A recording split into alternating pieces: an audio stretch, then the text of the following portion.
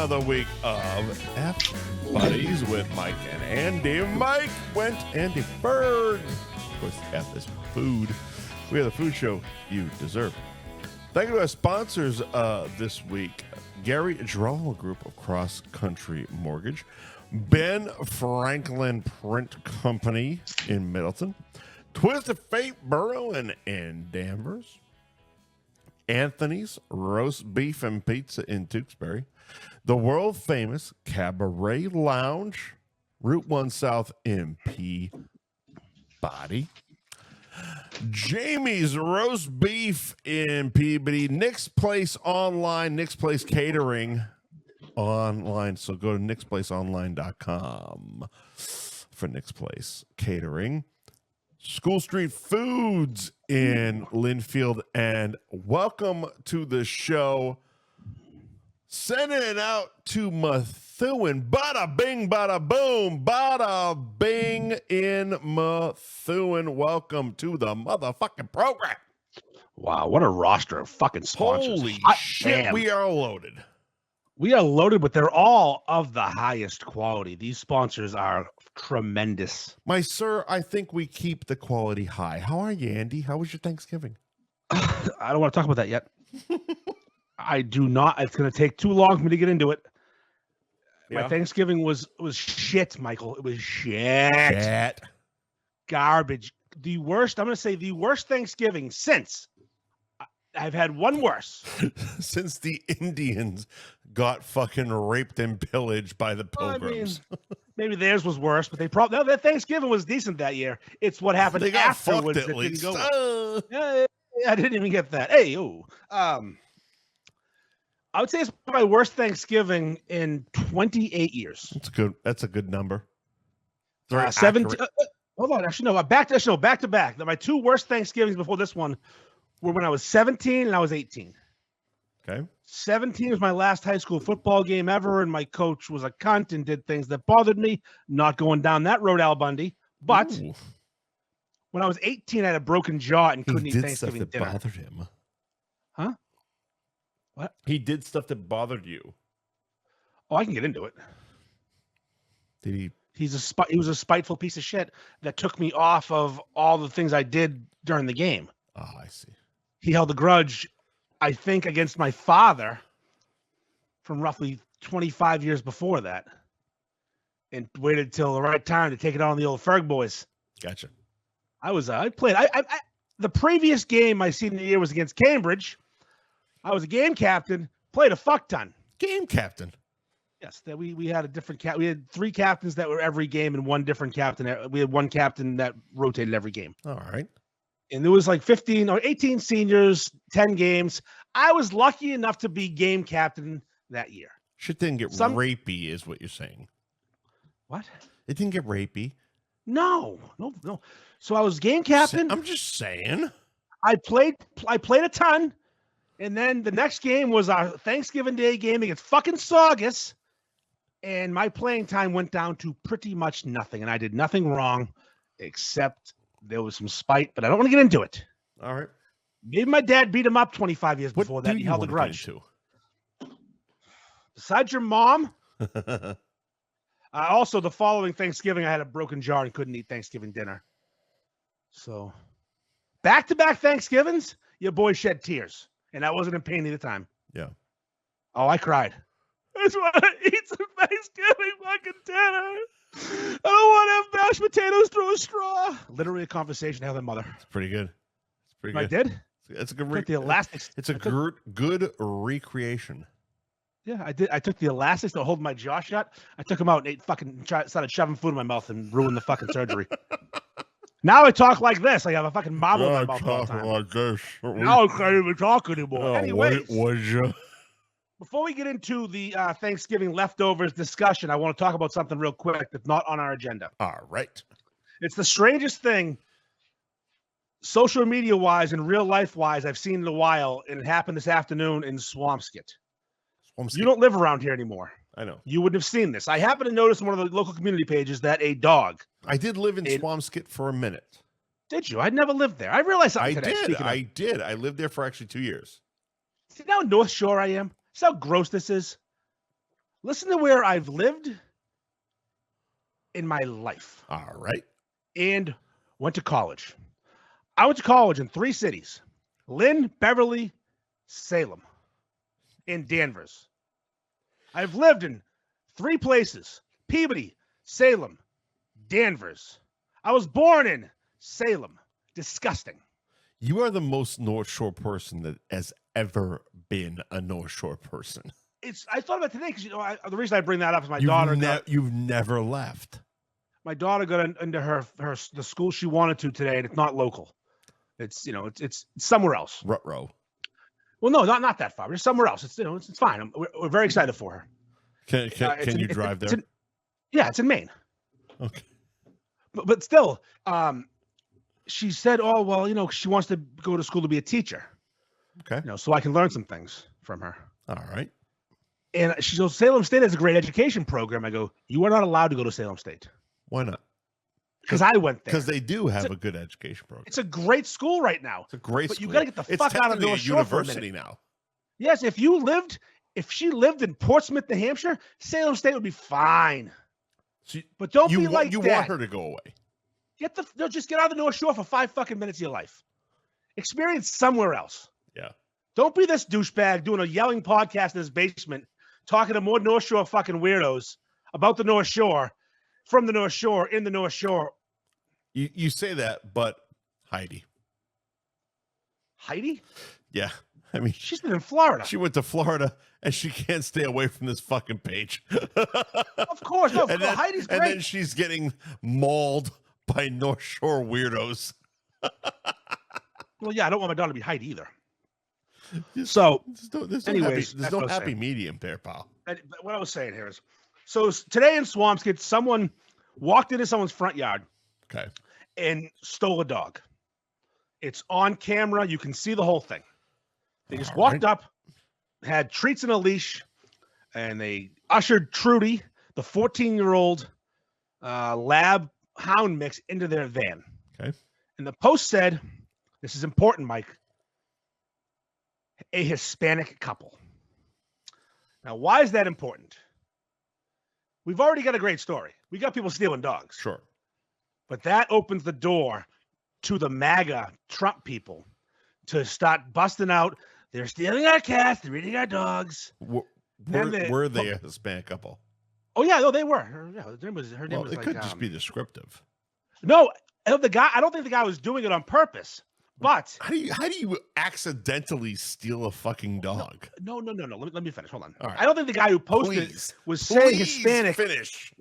Was saying Hispanic was a reason. It was just descriptive. But the Hispanic folk who were reading it got triggered because why are they going to be Hispanic? Because they were. And then all the people fucking were. Then all the build the wall, make America great again, fucking deport them. They don't send their best. They're eating our cats and dogs. Now they're all in there, and it's just this fucking mudslinging contest. So I am fully invested. Plus, someone stealing a dog. I'm a big dog guy. I'm not allowing that. Of course. So I get home from work. Normally today, my wife was not feeling well. She was in bed. Kid was out of the house. I'm like, it's jerk off and nap time. We know what's going on here. But no, I'm just on the fucking couch holding Leo, looking at fucking comments and firing back comments about Trudy, the missing fucking dog. Are people defending them for stealing a dog because? Oh yeah, there's defense. Because of their ethnicity? Nope. But obviously. No. I'm asking because no. It was about because the way you described it, it's like they stole a fucking dog. I don't give a shit if they're white, black, Mexican, whatever the fuck they are. They stole a dog. But did they? Here's the thing. There's layers. There's layers. Trudy will continue, please. According to the dog thief, in quotes, they were working in the area and noticed this dog wandering around all day long. Sure. And it's very cold out today, 35 degrees. And actually, it's a bitter 35. It's got that bitter. Right to your bone. Your fingers get numb, like real cold. We had a chill today too. It was about 63.5. Yeah, so that's tough. Like we had some moisture coming, so we got that extra moisture in the air. Santa was chilling at happy hour tonight. So we're gonna light the tree at about a nice cool 82.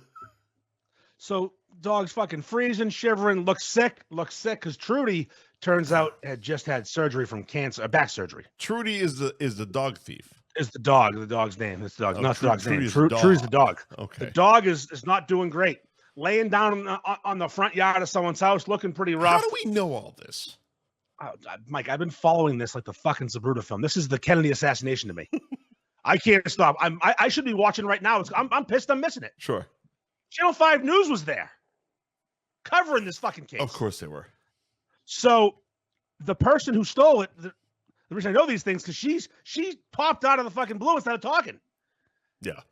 She thought the dog was abandoned. So she did a good Samaritan move and scooped it up and got into a warm truck with some food. And like any normal person, you'd think, to the police station, right? Okay. No. Because I thought that. Where'd she go with it? A little local North Shore town, really close by to Swampscott. Like, I think it's Canton, Mass. That is not close, sir. That's define close. It's like 100 miles away. Canton is not close to Swampscott. It's probably, if as the crow flies, maybe 60 miles. That's nothing. I can walk that. I know Massachusetts logic. Everything is 20 minutes away, so you're fucking good. Okay, great. So you get across the state in 20 minutes, but that's not close. This fucking broad steals the dog, allegedly. Sure. Drives to fucking Canton and then posts videos of herself feeding the dog in the fucking kitchen. Now, I don't know the real meaning. I think there's a few scenarios what she could have been doing. Okay. One, pet. But who's stealing a fucking 14-year-old dying dog? Two, according to some of the people on the Facebook, she's going to eat it, as Trump said. She's eating that dog. Sure, she could. Which we're going to figure out how to best prepare that dog, Mike, right? What's the plan? We sous vide? I mean, I'm trusting I'm trusting the chef. I'm trusting the chef in this situation here. If he wants to sous vide it, by all means. If he wants to throw it in the smoker, fuck yeah. Ooh, smoked hound sounds delicious. A little smoked beagle, that's tasty as a motherfucker. They do bark a lot, so that esophagus must be fucking nice and tender after smoking. Must be nice. So that's option two. You could eat it. Barbecue sauce on them fucking bones. You're gonna either steal it and keep it as a pet. You're gonna eat it. There's other folks because they're Hispanic, so obviously they have pit bulls, according to these people. Mike, they should point out that we did start before 7. I know it's crazy. It's wild. They're going and we're even more drunk than normal. Keep going. One of us. Keep going. I'm getting them. I'm trying to catch up. The other option would be they're going to use it as a bait dog. Ooh. Or a training dog. Oh, yeah, they could do some things. Like maybe get the pit bulls all riled up. Maybe give them something to eat. Fourth option, probably most likely, I think. Ransom. You kidnap the dog, keep it safe. So they knew who they were stealing from. Everyone in the swamps has got enough money to put a dog on ransom. Yeah, but a motherfucker from Canton has to know.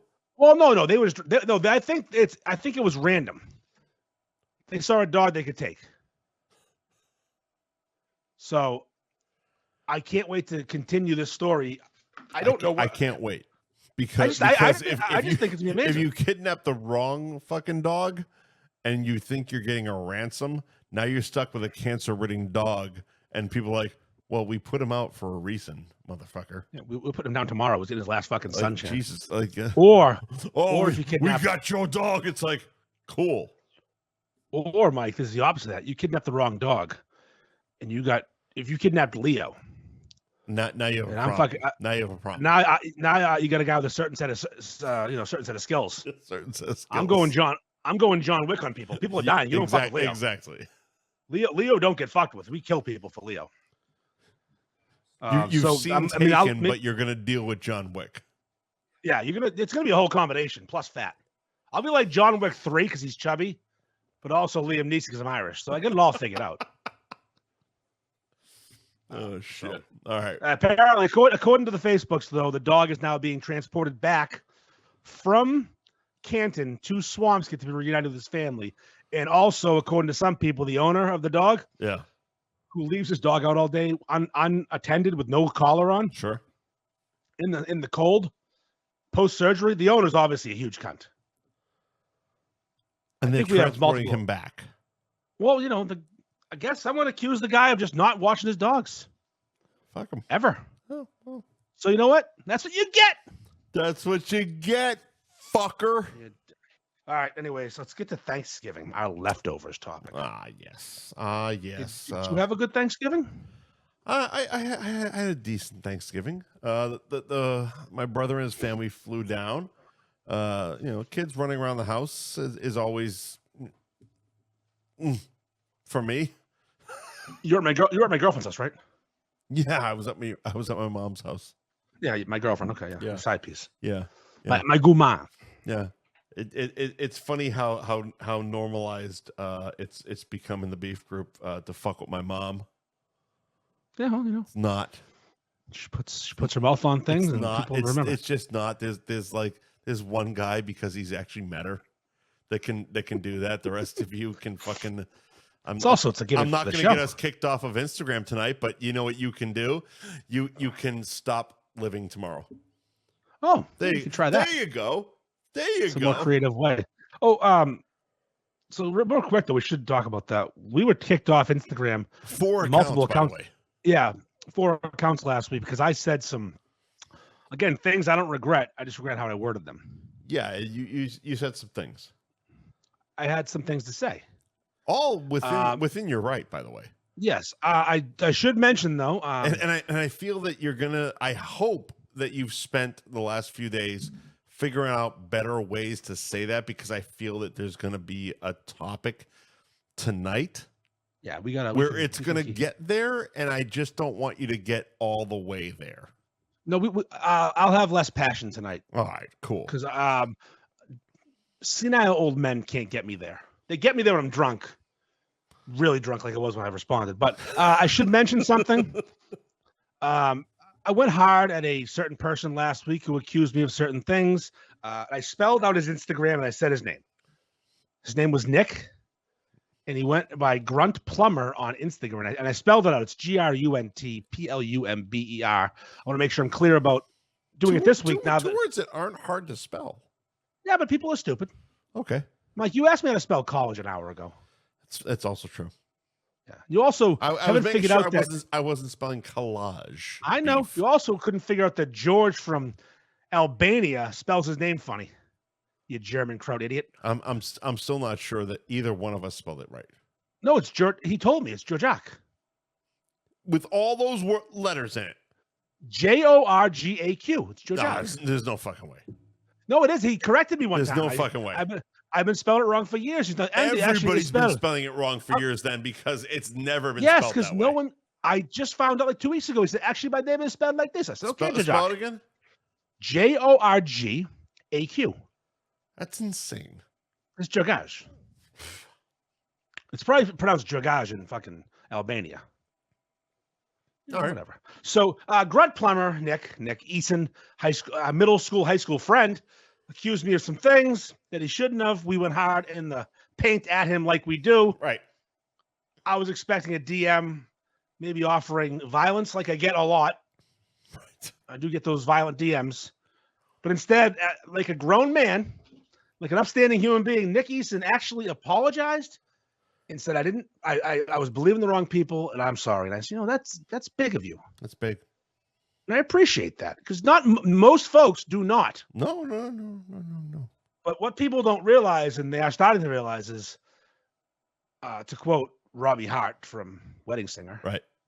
We have microphones and you don't. And you will listen to every goddamn word we have to say. It's amazing how many times we prove bullying actually works. Oh, bullying's undefeated. It's just we've gotten sponsorships due to bullying. Yeah. And I noticed, I didn't know this until I was watching the drone thing that the Bruins did the other night, and they have their logo on the side of a fucking Zamboni in the TD Garden, that Mayo company that we bullied into sponsoring us. Yep. Actually, I have to post about them. If I do one more post, they give me more money. Well, I don't give a fuck because they don't give me more money. Well, no, it's not about you. It is kind of about me, but while we're doing this show. You didn't lose 200 followers because of fucking Mighty Squirrel memes recently, so You lose. You lose. Peppy the Squirrel. You lose followers for so many reasons. It's almost a fucking chore. It's fun. It is. I'd rather have fun making content than be a cocksucker who just fucking, not that there's anything wrong with that, of course, who just panders to the fucking middle and says, oh, nice things. Yeah. No, if I think in my, I have a picture of Santa Claus with the hardest nipples you've ever seen. Okay. And I'm making a meme out of it right now. It's going to be a guaranteed follower loss because someone's going to be scrolling Instagram next to their kid, and there's topless Santa with 4-inch long, hard as fuck nipples. Topless Santa. He's got no shirt on, beard. His nipples are at least 2.5, 3 inches long, and they're harder than rocks. Okay. And I'm making a meme out of it right now. I'm posting that. I'm ruining Christmas. Somehow he's going to have a beef in him. He's got this look in his face, this yearning. Yeah. So it's going to be when you're sick of milk and cookies, you want a wet ass beef, something along those lines. He's got a certain look in his face. How was your Thanksgiving? It was absolutely fucking terrible. I did put I tried to make it as good as possible with being patient dad stuff. I mean, thanks to Facebook memories, this is the second year in a row we've done this. Last year, literally the whole show was about you having an awful Thanksgiving, and I don't remember what the fuck you had, but I know what you had this year. Yeah. So, all right. I get up early enough on Thanksgiving morning. Thanksgiving Eve, I drive to Maine. Right. I get up there. I butcher a turkey. I do the spatchcock method, which is you take the spine out. You take the spine out and press that fucker down, flatten that bitch out. Yep. Pop it into a brine. What kind of brine? Salt, sugar, spices. I bought a pre-mixed brine because I'm tired of fucking making brines. They're annoying. It comes out the exact same way. It's just fucking salt and sugar and some spices. Pop that bitch in the cooler. Put it outside. We're good to go. Get up the next morning. Start rinsing off the brine, doing all the right things, doing everything right. Yep. Fire the smoker up, set it to 275, the smoker. Put the fucking turkey on that bitch. Walk away. I got an electric smoker. It's got a hopper. A hopper. It takes the pellets, fires them in, maintains this. It's idiot proof unless you're me. At some point, something happens. Smoker gets fucked up. It's got an error message. I don't know this. I'm not fucking watching it like a hawk, like I should be. You don't get notifications? I didn't have the app on, man. Oh, and you turn your notifications off. Here it is. Mr. fucking Famous turns his notifications off, and he doesn't know how to get his smoker notifications. I mean, literally, it's 30 feet away. I could just walk outside. I just didn't look. It was really shitty out if it was snowing, not raining here.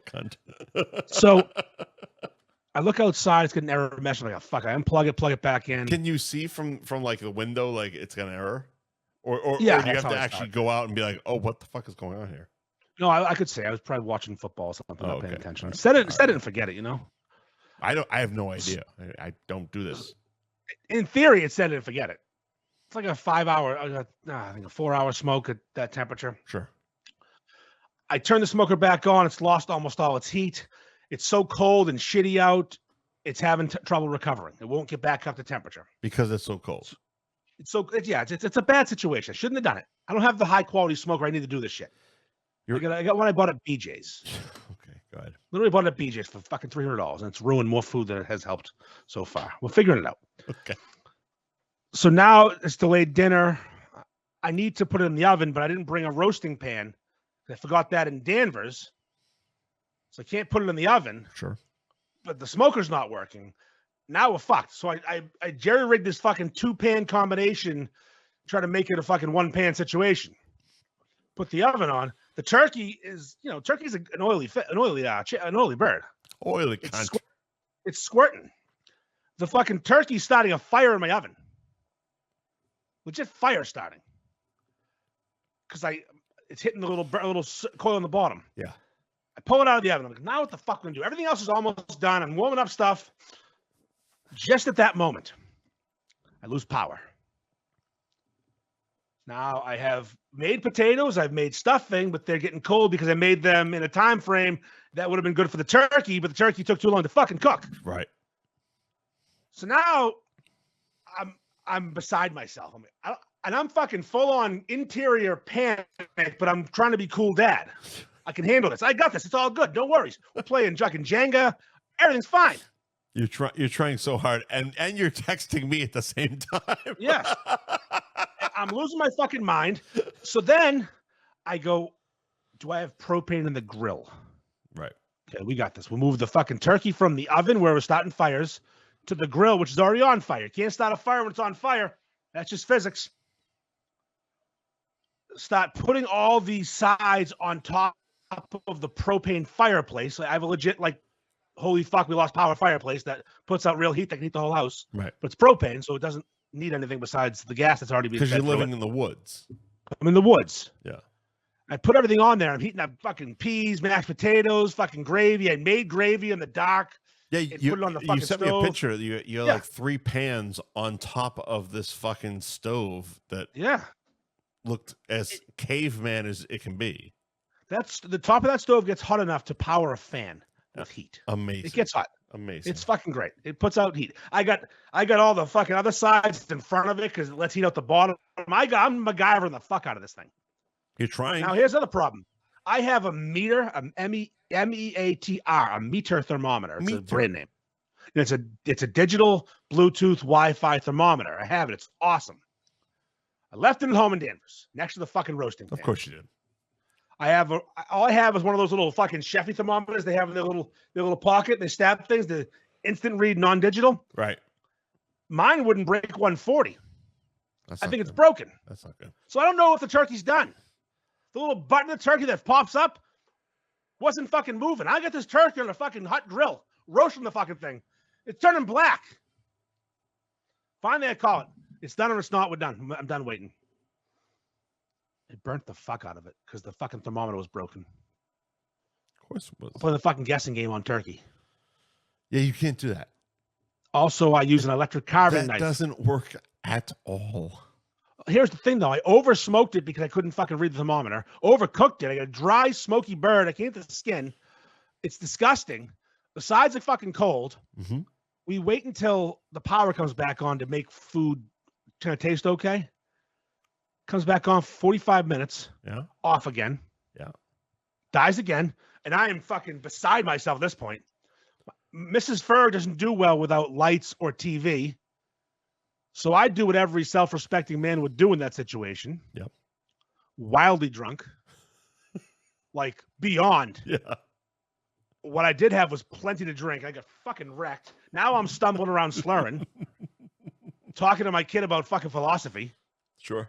And she likes talking to me. She's like, yeah, whatever you say, Dad, let's chat about it.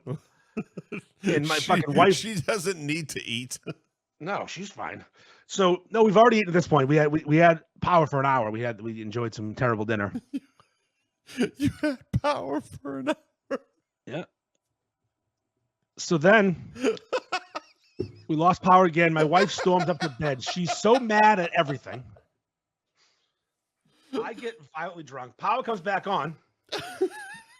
I run upstairs, put the heat on because my room doesn't. We have the cat with us, and the cat can't go in our bedroom because my wife has a slight allergy. Cat? What the? We had Leo the cat. We had Leo the cat. We had Lily with me, my wife. Oh my God, you're a disaster. The squad was all there, so my wife can't leave the door of the bedroom open because the cat can't be in there because of allergy issues, which isn't bad, but she doesn't want to have the cat like sleeping on her pillow. She has allergies, or the cat? No, my wife has cat allergies, but they're not Why bad. Did you but get again, a cat? This cat's low allergen. But again, she's trying to be safe. Oh, is she? Well, the cat's wicked low allergen. The cat's bother me, and she doesn't bother me at all. She's a Bengal. If your wife has cat allergies, it was her fucking idea, man. You have a cat. It was her fucking idea, man. I wouldn't even know about this cat wasn't for my wife. So I go upstairs to check her. The power comes back on. I go upstairs to check on her. Yeah. She's sleeping. My room is at 34 degrees tops. I can see my breath in my bedroom. Yeah. Now we're gonna crank the space heater up, get the fucking room warm so she's not dying. Oh, so you're AC gonna set AC the cat on fire because it's gonna. I'm setting the house on fire. I realized the AC was still in the window because I haven't been there in a month, and it's covered in snow. I can't bring it in, so cold air is just rushing the fuck in. Oh my God. So that wasn't great. It wasn't a great Thanksgiving. No. But I used every single ounce of what I would call dad patience. Right. To not fly off the handle, lose my shit, break things. I'll break things. I'll break a window. I'll headbutt them. I've got that temper. You used every ounce of alcohol. Also dad patience. But yeah, I started drinking at 9 a.m. mimosas and didn't stop till midnight. Right. So I was blackout at that point. I was blackout in the blackout. Next morning I wake up about 11. About 11. I'm hoping for a nice relaxing day. The power's back on. We're okay. Sure. Wife goes, get ready. We're going to North Conway. No, we're not. We're right. Fuck here. On Black Friday, we're going to the outlets. Why? Do you think I have? How much fucking patience do you think I have? Do you know what the fuck Amazon is? Jesus Christ. So I go out to my truck, look at the legal narcotics I've been given by my doctor. Yep. And I take a cocktail of them. Oh my God, you did it. And brush my teeth and go to fucking North Conway. You fucking did it. Holy shit. I dosed myself with anti-anxiety medication and said, let's go outlet shopping, you motherfuckers. Fucking lunatic. It wasn't the worst, but I was stressed. Oh no, it's right? the worst. Don't give me that fucking dosed up fucking husband bullshit. No, it's the worst. You went to North Conway outlets on Black Friday. You fucking psychopath. So, there's North Conway outlets and then there's the old town of North Conway with like the old shops and the cute little boutiques are? Sure. Do you know what Zeb's is? It's like a famous store. Nah. It's such a popular little general store. It sells like stupid mugs with fucking phrases on them and Maine and New Hampshire gear and t-shirts. And you bought all of them? Well, no, this is what I did. We had to wait in line to get into Zeb's. It was that busy. To get into the fucking store, I was in line. This is Zeb's. This isn't Converse or Saucony or any actual brand name. This is Zeb's fucking outlet. General store. No, it's Zeb's General Store. Zeb's Old General Town, North Store. Conway. Fucking coffee mugs with your name on them. So you're waiting in line. At this point, I am fully zombied. I hope so. I am La La Land. Yeah. So I walk in. Zeb's has awesome candy and old school, chocolate and stuff, and they have cashew turtles. Okay, you know what that is. Walk up to the counter. Oh, I got it. Tell the kid 2 double-sided cashew turtles, milk chocolate now. And I'm stoned to bejesus, bud. I walk around this stupid fucking store, shoving in a fucking cashew turtle in my mouth like I'm heading to the fucking zoo. Happiest person in North Conway. Just chewing on fucking cashews and caramel and chocolate. To the fucking zoo. Pointing at t-shirts that I think are funny, going, it's pretty good. I'm by myself. My wife and kid are upstairs looking at other things. Yeah. I'm just fucking the retarded kid walking around without a leash. I'm staring at recipes. I'm looking at soup. I'm not buying soup. This one's gluten-free. My wife's nowhere near me. I'm just yelling, this one's gluten-free. You're just yelling at nobody. I thought hey, this one here, this vegetable lentil's gluten-free. We should get it. Jesus, can we get this fucking retard out of the store? Listen, I'm part of the number. I'm a paying customer. I bought turtles. You bought 2 bits of chocolate. Oh, I did. You know what they cost? I'd like you to guess. I don't want to know. I'm going to go $14. 2 turtles for 2, right? Let's go $14 for what you ate. No, that's actually a low ball number. 24. No, it was $17.80 each. $17.80 total for 2 turtles. Okay. They're not very big, Mike. So They're little squares of chocolate. They're the size of. I wasn't assuming they were large by any stretch of the imagination. I'm just assuming it's North fucking Conway, and you're buying turtles, so $17 each might be a thing. It wasn't that crazy, but still, $9 for a fucking cashew turtle is a bit obscene for me, in my opinion. It's no bigger than a fucking quarter. These are jumbos. Oh, the jumbo turtles. A Reese's cup. A little bigger. A little bigger than a Reese's cup. A little bigger than a Reese's cup, but still. Come on. $9. Come on. Each. A Reese's cup is what, 89 cents? No one happier in that building than fucking Dumbo the Clown over there. They had the turtles, dumb. It had to do with the drugs. Just pacing around, enjoying a turtle on fucking club. Hey, all right. Look at these fucking turtles. Listen, this one says, live free or die. Ha! Not even funny. It's not even funny. It's just factual. Yep. So yeah, my Thanksgiving was pretty fucking good. But I got to talk about one thing real quick while we have Thanksgiving conversation. Sounds awesome. You didn't watch the halftime show of the Detroit Lions game, did you? I did not. My TV. I texted you during it. You did. And yes, I did. My TV was hijacked by my nephew who wanted to watch Coco Melon at that moment. And you know what? A fucking 3-year-old's tantrum trumps any football. So I'm watching the game. I'm cooking. I'm busy boy. I'm chefing. I was actually in the fucking zone. I made homemade fucking pecan pie Thursday. Sure. I had to make 2 different stuffings, one with gluten, one without. I was killing it until things went wrong. I look up and I hear it's the halftime show. I'm like, who they got? Kid Rock, Eminem. It's in Detroit. They must have someone good. No, I saw Eminem in the box. He was there. He was. They had a man. It was performing. They had a man doing a song. It's very popular right now. Sure. Called the Bar Song. Go on. In parentheses, Tipsy. And it's a popular Instagram reel song, and it's a country song, but it's good. Okay. You know, it's everybody in the bar getting tipsy. I can't sing. You know, it's a good song. It's by a man named Shabuzi, country singer. No, Shabuzi. I mean, this guy's got to be something else. That's not a person's name. You won't believe it is. Shabuzi is a black man. All right. Doing country music. Already we're off to a good start. Shit. With skin-tight bell-bottoms on. Okay. And a cowboy hat and some boots. You can't have skin-tight bell-bottoms. Bell-bottoms by design are... at the bottom, they're flat out. They're nut huggers. Keep going. You could see the salami. You could see the fucking... the eggplant, the sausage. Going.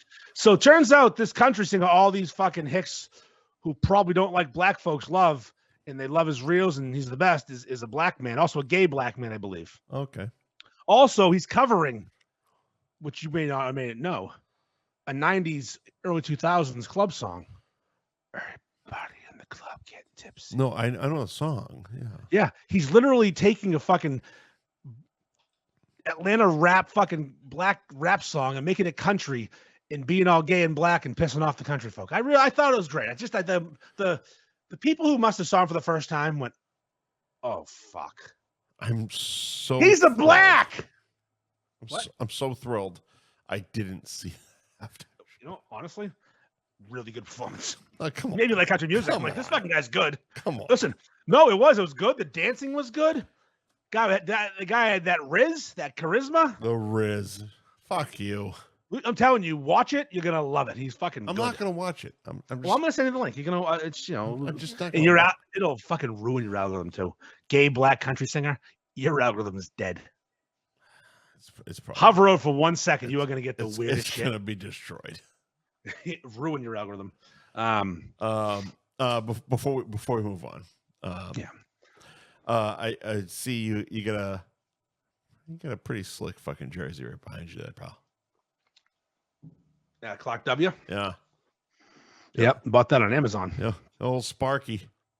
Good old drunken Amazon purchase. Good old Sparky.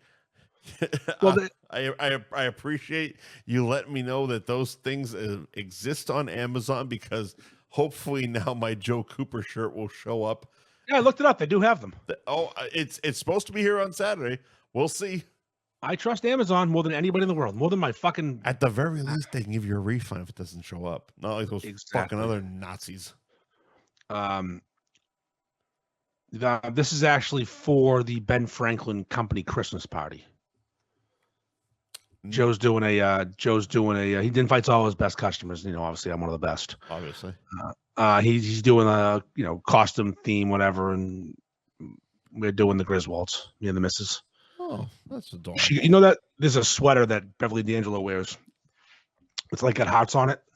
A blue sweater with hearts on it. She has like 2 outfits in the movie. One, she got that white open top thing where tits are falling out. It's tough to talk about your wife and Beverly D'Angelo in the same conversation because they both have big tits. Fantastic tits. They both have great tits. They both have great tits. But so she bought the sweater that Beverly wears. We've been looking for it for years. It's literally it's like that green, that like that hunter green type of thing with the tits cut out. No. She bought a sweater. Oh, I don't know that she wears in a different part of the movie. Okay. When Clark falls off the roof and she goes outside to look for him and looks around, she's got the sweater on. Super obscure. When she's also wearing it when she's smoking cigarettes and Audrey's cutting vegetables. She wears it for a large. Super obscure. She wears it on Christmas Eve. Well, those of us that remember Ellen Griswold remember certain parts of Ellen Griswold. Of course, but I love her old catalog. Of course, she looks best when she's laying in bed and Clark's got sappy fingers and he's pulling the magazine pages off and her tits are jiggling and the little teddy she's wearing. That's my favorite part. I love that part as well. Oh no, Beverly D'Angelo, holy Beverly D'Angelo, fantastic. Fan-debadosi-tastic. Yeah, so we got this as part of that costume. Fucking best $49.99 I've ever spent. It fits well. It's comfortable. It's really high quality. It's not like fucking. It looks fantastic as far as the quality. I was surprised, honestly. I know that like what you got is authentic to the movie, but I was surprised because if you just kind of scrolled a little bit over, there was like a Wally World chest plate as opposed to the Blackhawks. No, it's not. No, not in yours. Oh, you. Oh, he had a Wally World one. He did. There was actually a Wally World one with like a chest plate and a shoulder thing, but it was all Wally World shit. It was like 100% Griswold. But I got it. Mine is authentic to the movie. Authentic to the movie. Speaking of Christmas parties, people need to get their shit together and get the fuck over to Twisted Fate Brewing on what is it, the 14th? Yeah, the 14th, December 14th, 7 to 9 at Twisted Fate. Jesus fucking Christ. Get your asses together and get the fuck over there. This is what happens when I plan something. People are like, yeah, do it. Then I do it, and then it's like, I can't make it. Then why the fuck did you tell me to do it?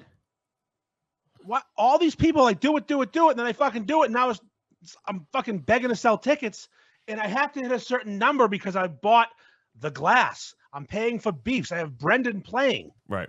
I know Brendan's graciously offered to do it for free because he'd rather just drink for free and have a good night and give more to the charity because Brendan's a great kid. Well, thank God. But I did, at the time I posted yesterday, I hadn't had the money conversation with him. I know he's not. Yeah. He wasn't a clobber me. I knew it would be a reasonable number. And also, you're giving it to charity. Yes.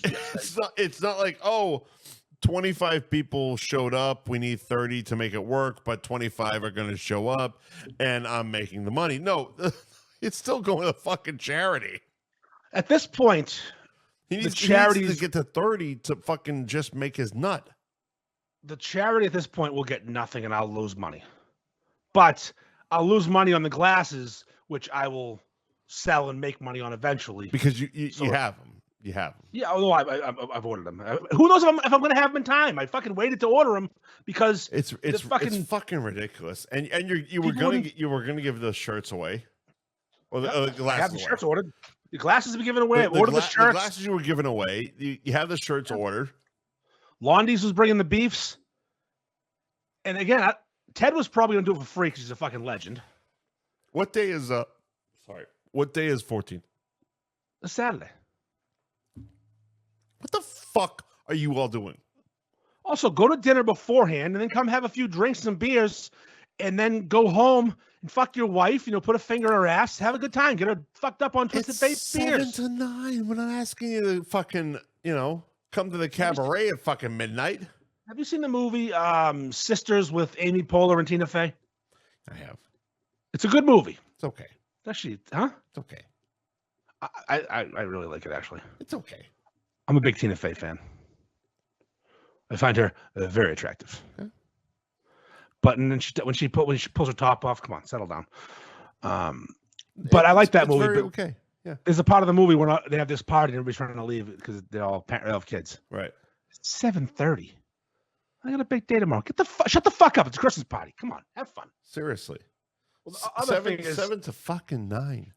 Yeah. So what I've committed to having it now. I'm gonna swallow the money if I lose it. I'm gonna live. You got 2 hours at Twisted Fate, the best fucking beer in New England. A Christmas party on a Saturday night. You get a free fucking pint glass for fuck's sake, and fantastic music by Brendan. Yeah, it's gonna be a great night. Also, just go, just fucking go.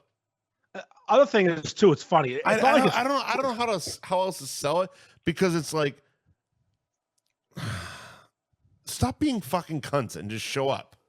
And then the thing is, I'm not sure I can make it, but I want a pint glass. Huh? What? Fitzy, my boy Fitzy can't make it, and he wants a pint glass. He's different. Sure. Because he has to be somewhere. He wants a glass. He's one of the fucking titans of the group.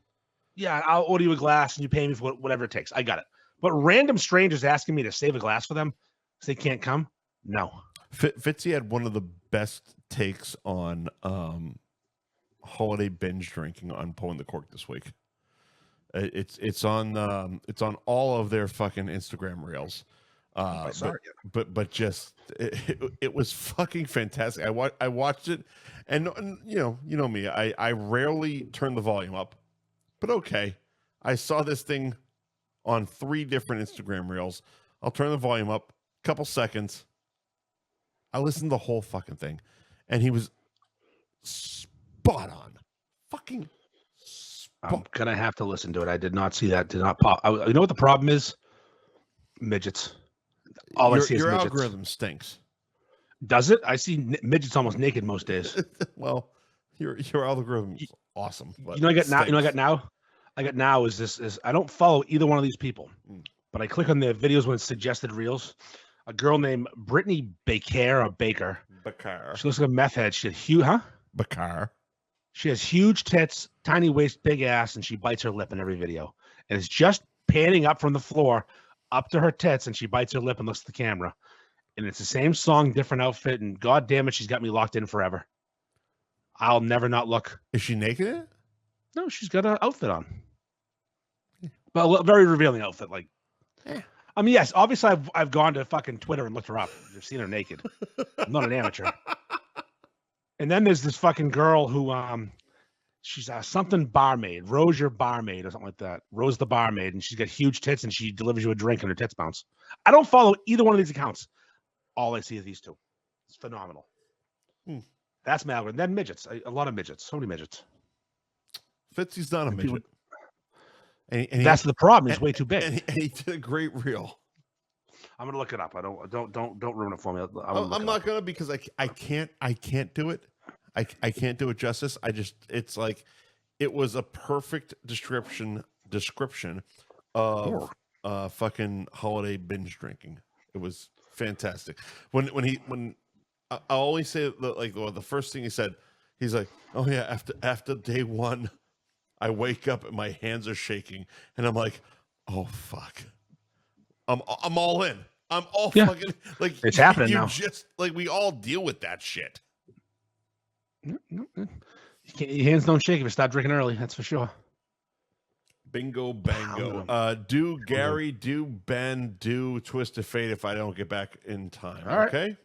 Yeah. Gary Girolamo Group of Cross Country Mortgage at Buy and Refi on Instagram. The best in the mortgage industry. Service through the fucking roof. Gary and his team are fantastic. Here's the thing. Rates are going to come down. Housing prices are still really high. The thing with houses, they're not going to make more houses. Not going to make more houses. They're not going to make more land. So it's time to scoop up a fucking property. And if you did buy something during the last few years and you got one of those fucking terrible 8% rates, refi. Go to Gary for all your buying home and refinancing home needs at Buy and Refi on Instagram. Give Gary and the boys a call. Phenomenal service. And remember, what is it? You marry the house and you fuck the rate. That's how you do it. Gary Girolamo Group. I'm not even drunk. Gary Girolamo Group of Cross Country Mortgage. Ben Franklin Print Company at Ben Franklin _Print Co on Instagram. Joe and the team do the highest of high quality you could ever imagine. They use what I would call super ink. They didn't make this Purely Boston shirt. They didn't make this. Compared to what he makes from me, hot trash. They made this Fighting Beef shirt. The difference in the quality is banana land. Again, this is a sick fucking logo. I love this shirt, but it's not going to last. Few washes, we're going to get cracks. This shirt, the Fighting Beef shirt, will never crack. Never. Because Joe uses what I call super ink. They have that machine where it's like a spider. It spins around and there's heat involved. And it's a crazy fucking machine. It scares me. If it ever animates and wants to kill me, I'm dead. But Joe and the team make the best stuff, highest quality. They do a great job. Couldn't recommend them more. I recommend them to anyone who listened. My previous screen printer, a guy was a fucking zoo lover, complete banana head. Now I deal with the best of the best. I really have what I talked about recently with a couple of people. Is I have this dream team of shirt makers where I have an artist who draws for me, Trig, who's phenomenal. I have this big fucking giant dome full of bad ideas and good ideas.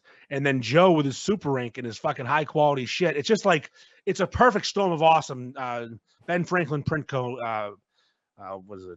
Something Main Street, North Main Street in fucking Middleton.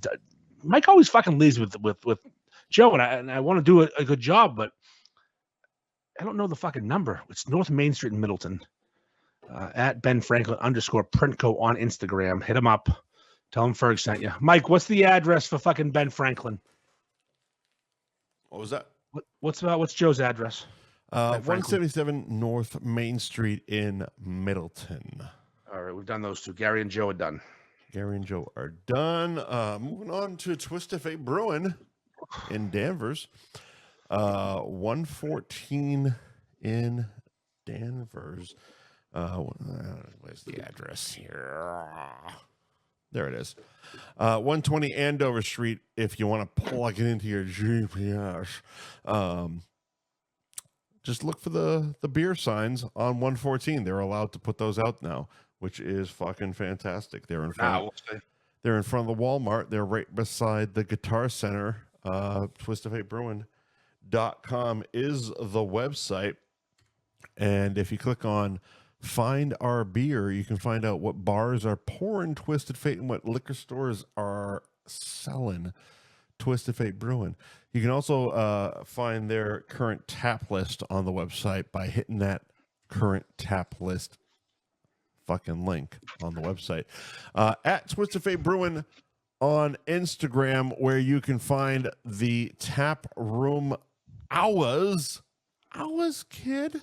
Mm-hmm. They update them on Wednesday or Thursday because, of course, we do a show on Tuesday. It's not very convenient for us, but it is what it is. Go to at Twisted Fate Brewing on Instagram, and it's the best fucking beer in New England. Period. So speaking of the beer, they're brewing an F Buddies beer. We've talked about this. Have we mentioned it on this show? I don't know. We just did now. Now we're mentioning it. We just did. So Dave is going to be brewing a beer for Mike and I. Now, Mike and I like IPAs. I like them more than Michael does, but we both like them. But it's been done. It's been done. Everyone. I've had multiple IPAs with my face and name on them. They did one for pulling the cork. Everyone gets an IPA. Every motherfucker's doing an IPA. It's like Oprah. You get an IPA. You get an IPA. Right. You get an IPA. Right. But Dave asked what style we wanted to do, and I we were thinking something a little different. Not a stout, not a sour, something just a little more you and me, more us Something than crushable. IPA that crushable. Yeah, and Pilsner maybe, but he already does a good Pilsner. Mm-hmm. He doesn't do a lager, a regular American lager Yet. So, because apparently lagers take a long time to brew. Didn't know that. They go through a process called a lagering, which is kind of funny. That's what they're called. It really is called lagering. I learned that I learned that in the Budweiser tour. Lagering. Okay. So it takes a while to brew them. So he's actually started already for a beer that's not coming out for 4 months. He started brewing it. Okay. He started already. He was ordering the ingredients. He asked me. I did the executive decision for us. He asked me about alcohol by volume. Yeah, because I was all over the place.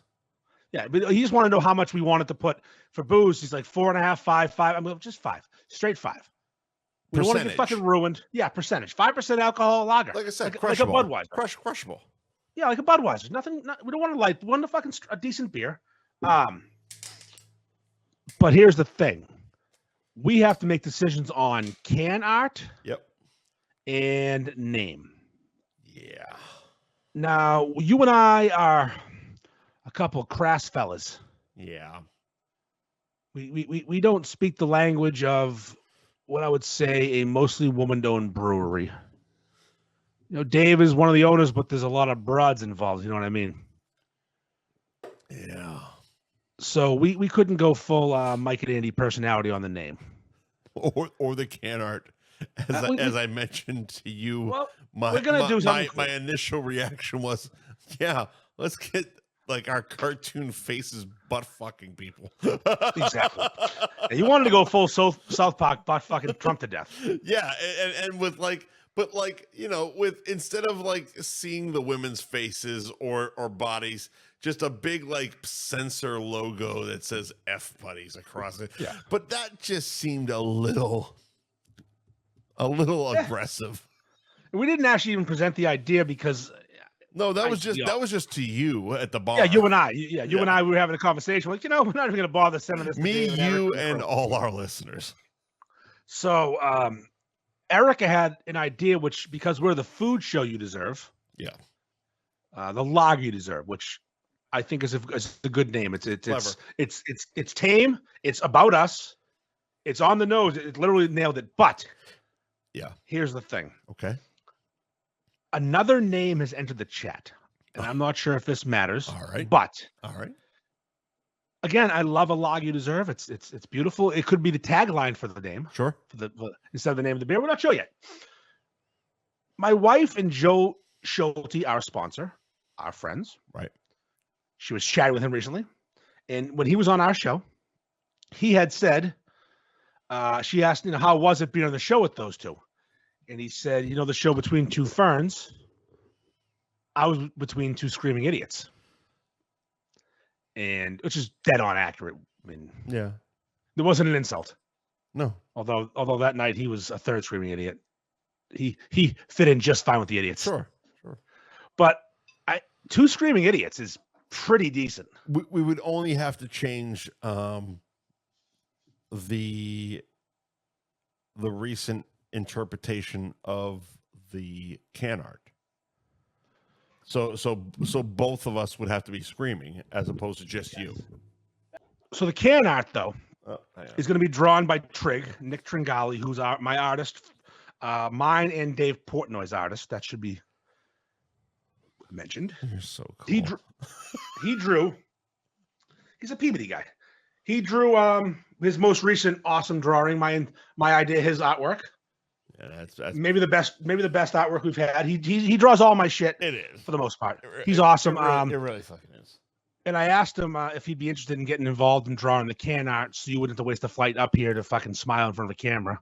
Right. And also, we already did the fucking two zoo lovers can with me and Mo, so we can do something different. So we don't want to do. I mean, because the only option, if I was to fly up, was to be something of us sitting with like the Cabaret girls behind us.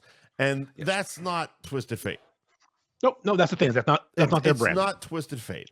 They're actually super classy. They really are. So classy. So if we do the screaming retard thing that Joe brought up, the only difference is we both have to be screaming. So the inspiration for the idea I think would be great with the cartoon idea is it's the Bad Friends podcast with Bobby and Andrew. Their logo is very similar. It's caricature of the two of them. Right. But Bobby's making a face and Andrew's yelling, which wouldn't be that, but I like the idea of me yelling, you rolling your eyes. That's kind of on brand. You judging and me just fucking popping off like a psychopath. Right. Listen, we have time. Basically, I think we got 5 fucking months because a lager takes that long. Holy shit! 4 months. I had no fucking idea. That's why a lot of brewers don't do it. When I went to that, I mean, Jesus Christ, does it really take that long to make a Coors Light? No, Coors Light's a shit beer. It probably does. It's a lager. It probably does, but they keep on fucking 5% lager, motherfucker. It's a 4% lager. First of all, don't come at me. Whatever. But no, I think it probably does, but they constantly brew it. It's in huge kettles, constantly going. Whereas a small brewery like Twisted Fate has to. I had no idea. I didn't. These either. are things I had no fucking idea about. I only learned this when Dave told me recently. Yeah. And then when I went to George and Leon's in Westbrook, Maine this weekend. Right. When I brought my kid to get a beef in Maine, was she crushed everybody in the group, all of you 45-year-old North Shore douchebags. She didn't say that, but she said that. She basically said that. I don't need the opinion of a bunch of 45-year-old North Shore men. Yeah. She's 100% right. And what's funny is I don't coach her. I help her when it comes to like the stupid shit, like the acronyms and picture. It wasn't a topic, but it was going to be a question. Like good for you if you don't actually. No, so we're driving. So Westbrook, Maine is an hour and 4 minutes. Where George and Leon's an hour and 4 minutes from my house in Maine. Mm-hmm. Everyone's like, oh, while you're in Maine. No, while in Maine, fuck you. I live in the middle of nowhere, Maine. There's nothing near me. Literally nothing. Also, fuck off. I'm at my house in Maine. I don't want to fucking go to. No, I remember when I first went up there. I went. McGrath like, you should go to Swish and grab some beer for us. They'll go to Bissell and grab some Swish. Right. Like, you live closer to Bissell than I do in Maine. Portland's not near me. I'm in Western Maine. Right. I'm basically in New Hampshire. Right. Conway's 45 minutes. Portland's an hour. Westbrook's an hour and 4. I'm nowhere. Where like, I don't want to say where are you because I don't know what you said. I'm in Western Maine. I'm near Wakefield, New Hampshire. Like, as far as ski resorts, like, I'm 25 minutes from King Pine, and I can get to Conway, which has Cranmore and Black and Attitatt. Well, so you're nowhere near like Sunday River or Mount. No, Abrams. Sunday River is. I might as well fucking be living in Mass for that. Okay, not even close. Right. So you're not near Sugarloaf. I'm near because that's the Maine I know. I know Bethel and that area. I'm not near Sebago Lake. I'm not near. I'm in the wrong part of Maine for what people think I'm in. Okay. And I used to go to Maine all the time. Summer Maine. I'm just in like you are because you got your boat, you got your lake. You're not in the ski resort Maine. No, I'm in this. I'm moderately close to New Hampshire ski resorts. Okay, all right. Moderately, but like Bretton Woods is over an hour away. Attitatt is an hour. Wow. Cranmore's 45. King Pine's 25. That's the closest one. King Pine. All right. So, what's he saying now? You and your kid. We took the ride. So I went there. I talked to Logan, who owns George and Leon's. Okay. So I was like, "Oh, say hi to George for me." I said, "I would, but George is a dog."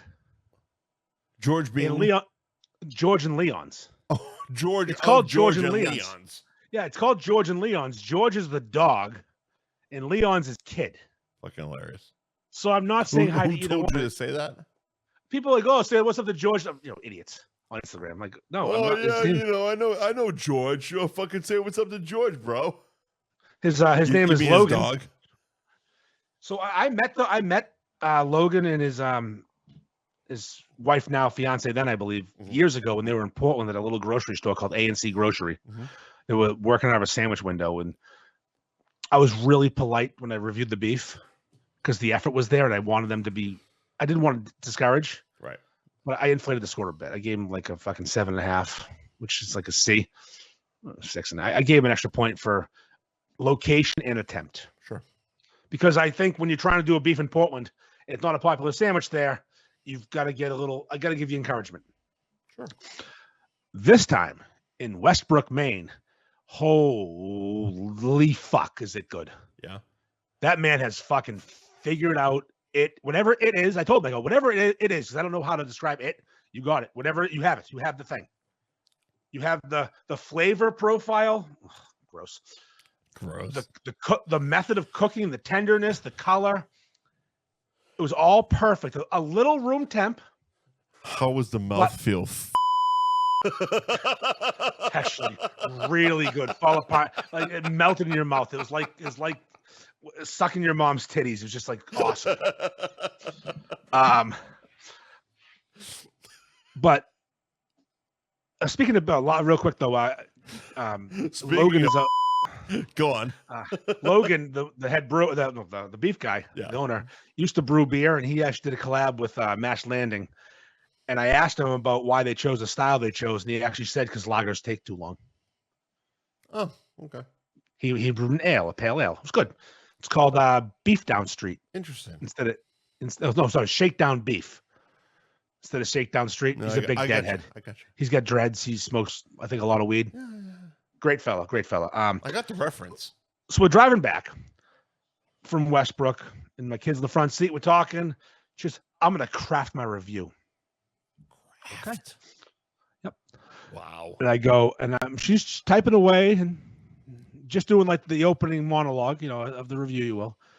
And I go, when you get to the acronyms, make sure you ask me. I don't want you to mess it up. I don't want you getting roasted by these people, and they will be relentless. Okay. So I go, how many pictures you post? She goes, 2. I said, no, 1 picture. You want to piss off Mike? You want Mike Wendt to come at you crook? He's coming. Good, because he's going. I will fucking kill you. So she takes down she leaves the second picture out of it. Now 1 picture reads the review to me. I'm driving. I don't care whose daughter you are. You will fucking get roasted. I would have roasted her. Fuck yes. So I hear the whole review. Like, it's good. It's got some funny things. It's well written. It's got a fucking Edgar Allan Poe reference, which I love. And then she comes back. She destroyed the entire group with that fucking 45-year-old North Shore fucking douchebag thing. So horrible. She posts it. Like it crushed my soul. It really. I was like, this is the greatest fucking review ever, except the fact that I feel like I'm gonna punch myself in the dick tonight. So you do that every night, anyways. So and she yeah, why wouldn't you get it going? You gotta get it, wake it up. But she forgot to say the name of the place. Huh? She failed to put the name of the place in. Did she? She noticed it immediately because she was watching. First comment, be nice to know where it's from. And she edited it and put it in there right away. Oh, okay. But then you get these douchebags who, it's been up for 20 minutes. It says George and Leon's, but you got to pile on. So she's just going at people. Oh no! That was another thing that I wanted to talk to you about, because, she is diving into the comments hard, not taking any amount of shit. It is definitely your kid. So proud of her. It was definitely your kid. There was no shits given when she was diving into the fucking comments. In self-deprecation with some of the comments too, which I enjoy. She didn't take it. My favorite of the comments was early in the comments. Someone mentioned that she forgot the place. Okay. And someone's like, yeah, knowing who your father is doesn't surprise me. You whatever. Basically, yeah. Didn't say it, but you're a fucking idiot. Based on he said Gene Pool. And out of left field, here comes little Will. Sometimes I make him at night. Sometimes I go to the zoo. My heart's in the right place. I'm like, you went Gillis and Rocky. Wow. And called yourself retarded twice. Self high five. 17-year-old daughter of mine goes to the most woke school in America and who is super in that world gets jokes. Yeah. And that right there is like, she gets jokes. Getting jokes is so important to me. It's one of those things, reading that and going through the comments and whatnot, and seeing, Dan Bob's daughter doing this as well. Oh, she's phenomenal. It's too. like there is hope for this future. A collab review. This future of be phenomenal. Shit talking young folk. There really is. And I appreciated it this past week, where I didn't know it was you cultivating it, but you're actually cultivating the youth movement of the beef reviews. Yeah, separate from Kaylee Bob and Lily Ferg, who are just murderers in their own right. And I should also mention a third high school student that does reviews. It's a young man, Kieran Ringler. His mom's in the group.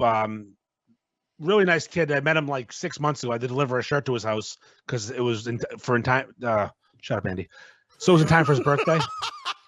His mom ordered. Shut up, stupid.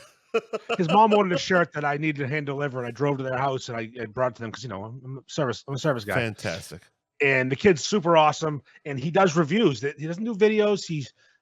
His reviews are perfect. The other one, the kid that does the super fucking popular, way more popular than you and I, and he does beef reviews. He wears all the fucking 90s starter gear and shit. Oh yeah. What did you eat today, sir?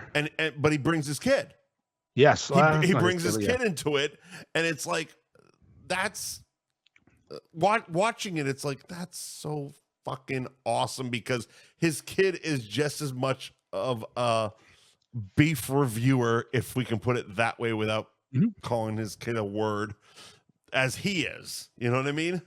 He's great. They're shit talkers. There is the kid is as much a shit talker as she's ball buster. She busts his balls. Exactly. So I got an order the other day when I was shipping orders, and I got one from him. He's from Revere. He bought one of the Beachmont shirts. Okay. Only a couple of those left, actually. They're almost fantastic gone. Shirts. And I noticed he has a real name, obviously, and I noticed his real name, and I'm like, oh, Mikey, what do you? What's up? I hit him up. I go, what? What's up, bro? I hit him up. I go, hey, listen, we're boys, you and I. We've collabed together. We've done reviews together. Every time you hit me up, you can buy at cost. Yeah. So I ended up throwing a bunch of extra stuff in the fucking bag. I'm like, oh, here you go. Yeah. I have weird shit lying around, like woman stuff that I have one of that I can't sell. I'm like, yeah. But it's what size? What size is your girl? Exactly. It benefits you because it's like, oh well, what size is your daughter? And because I have shirts that are going to fit her and blah blah blah. Youth movement. Yeah, no. So again, the future of the group is obviously Kaylee Bob and Lily Ferg. It's done. And again, a collab with those two and me and Dan Bob will be electric. We'll do it soon. But going the Barstool route. The way to get the views are the college kids. Right. And Barstool years ago infiltrated every university in America. They started local and they became this underground movement because these kids grow up, become regular followers, and there's a constant flow of new people in. Right. I realized we have a handful of colleges around here.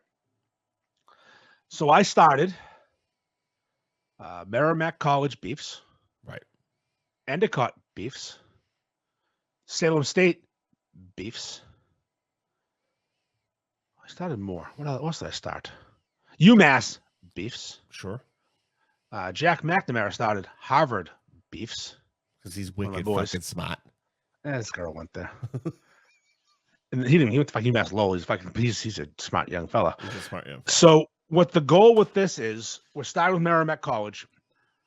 I own the handle. Right. I want to give it to a student, preferably a freshman or sophomore. It was one of those things because I didn't know you were starting this, and all of a sudden, you get the follow. Yep. And I'm like, what the fuck is this? Merrimack College. And I start looking. I still legitimately don't know it's you. And I'm like, that's and because I see it's collabed with you. Oh yeah, and I'm like, that's brilliant. And I send you a screenshot, and I go, you're collabing with kids from Merrimack College, fucking brilliant. And you're like, oh, it's me. Not yet. We're trying to. We're trying to. So if you are a local university student, if you go to UMass, it's brilliant. It still is. It's as jokey as I sound, it still is fucking brilliant because that is how this keeps moving. Yes, we need the youth. Because we're dinosaurs. We're almost dead. Old heads, they call us boomers. Old heads. I didn't hear that one. Yeah, old heads. We're old heads. Old heads. So basically, what I'm looking for is local college students. If you go to a school around here, or if you go to fucking University of Colorado and you want to start a Colorado beefs, I'm in. Beefs are fucking delicious. Beefs are delicious. First and foremost, when you come home and you reminisce, you don't have to post every fucking 10 minutes. You come home on break and you reminisce. USC beefs. My daughter is going to be starting fucking the college she goes to in Maine beefs. Yep. Already told me. And just one shop near her, George and Leon's. See, she goes, I'll post. We got Heidi too late. She could have got FAU. Yeah, Florida Atlantic fucking beefs. You could have gone to fucking Atlantic beefs. She could have gone to fucking. I'm gonna go get my oil change next Carlos. week. Go to fucking Carlos place. Hold on, we can do that. Actually, let's get Florida Atlantic fucking beefs. Because that's the thing, is if we get enough of these fucking people in it, I don't want to run the page. I just want to have it under the umbrella, right? And have North Shore Beefs be the Papa page, and have all these derivatives pop up with young people that can get young followers because people buy T-shirts. It's a really smart idea, actually. I'm starting with Merrimack College, and I'm hoping to get one soon. Someone reached out to me that wanted to run it, but it was one of those I couldn't tell who it was pages. I need you to be pretty public with your page. I need like your name and the date of your graduation. It needs to say like fucking get MC. yourself about 4,000 followers. It needs to be like, let's get there. MC 27. You know, I'm graduating Merrimack College 2027. I play lacrosse. Cool. You're in. You're the guy. I mean, go to fucking. Are they still D1 hockey? Yeah, they're still really good hockey. So they're still D1 hockey. So let's get the fuck in there. And then like let's UMass, go. There's like 5 UMasses, and one of them is near Rizzo's and near Tessie's. Yeah. So we got a beef shop at UMass, and plus every fucking kid from UMass is from around here. Whole school's North Shore. North Andover isn't far from Merrimack College. Not at all. Yeah. North Andover is where Merrimack College is. No, but you know what I mean. Bella's and Merrimack College is It's an easy one. It's an easy drive. It's an easy drive. You got Bella's, you got Nicky's, North Andover, you got Harrison's. You got options. You got Bella's and Nicky's. Speaking of, I made that. Did you ever kill these kids? Did you happen to see the meme I made that was posted in Merrimack Valley Eats for like 10 minutes yesterday? No.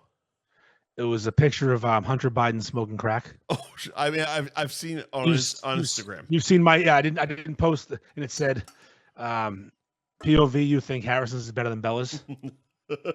it got 50 likes and like 40 comments in 10 minutes, and then Jerry deleted it. I saw your multitude on Instagram. Yeah. Listen, when I see a good meme format, the ideas flow. Yeah. I have way more. I want to do one about Champions Pub. If you think that Newbridge is better than Champions, picture Hunter Biden smoking crack. If you think any brewery is better than Twisted Fate, Hunter Biden smoking crack. Any print shop better than Joe Ben Frank, Hunter Biden smoking crack. Listen, the list goes on. We got it. I think it's going to get deleted soon, though, because I don't think you can show someone smoking crack on Instagram. Well, he's not smoking it. He's just holding the pipe and waiting to light it. Did you see the comment from Bean Shooter? No. He goes, rubber tip on the end so he doesn't burn his lips. This guy's a pro.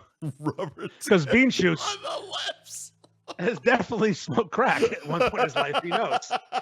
It's basically a rubber pencil erase you put over the top of a pencil, over the back. Rubber tip on the lips. He's a fucking pro. So he doesn't burn his lips. He's a pro. Hunter fucking Biden. Oh shit. So we're gonna do the beef movement. We're doing the beef movement. So hold on, I have a question here. I love it. Yes. You got jizz brain now, but that's not word of the week. No, we have 2 jizz brains. Oh, okay. We have 2 jizz brain topics. You send a jizz brain topic,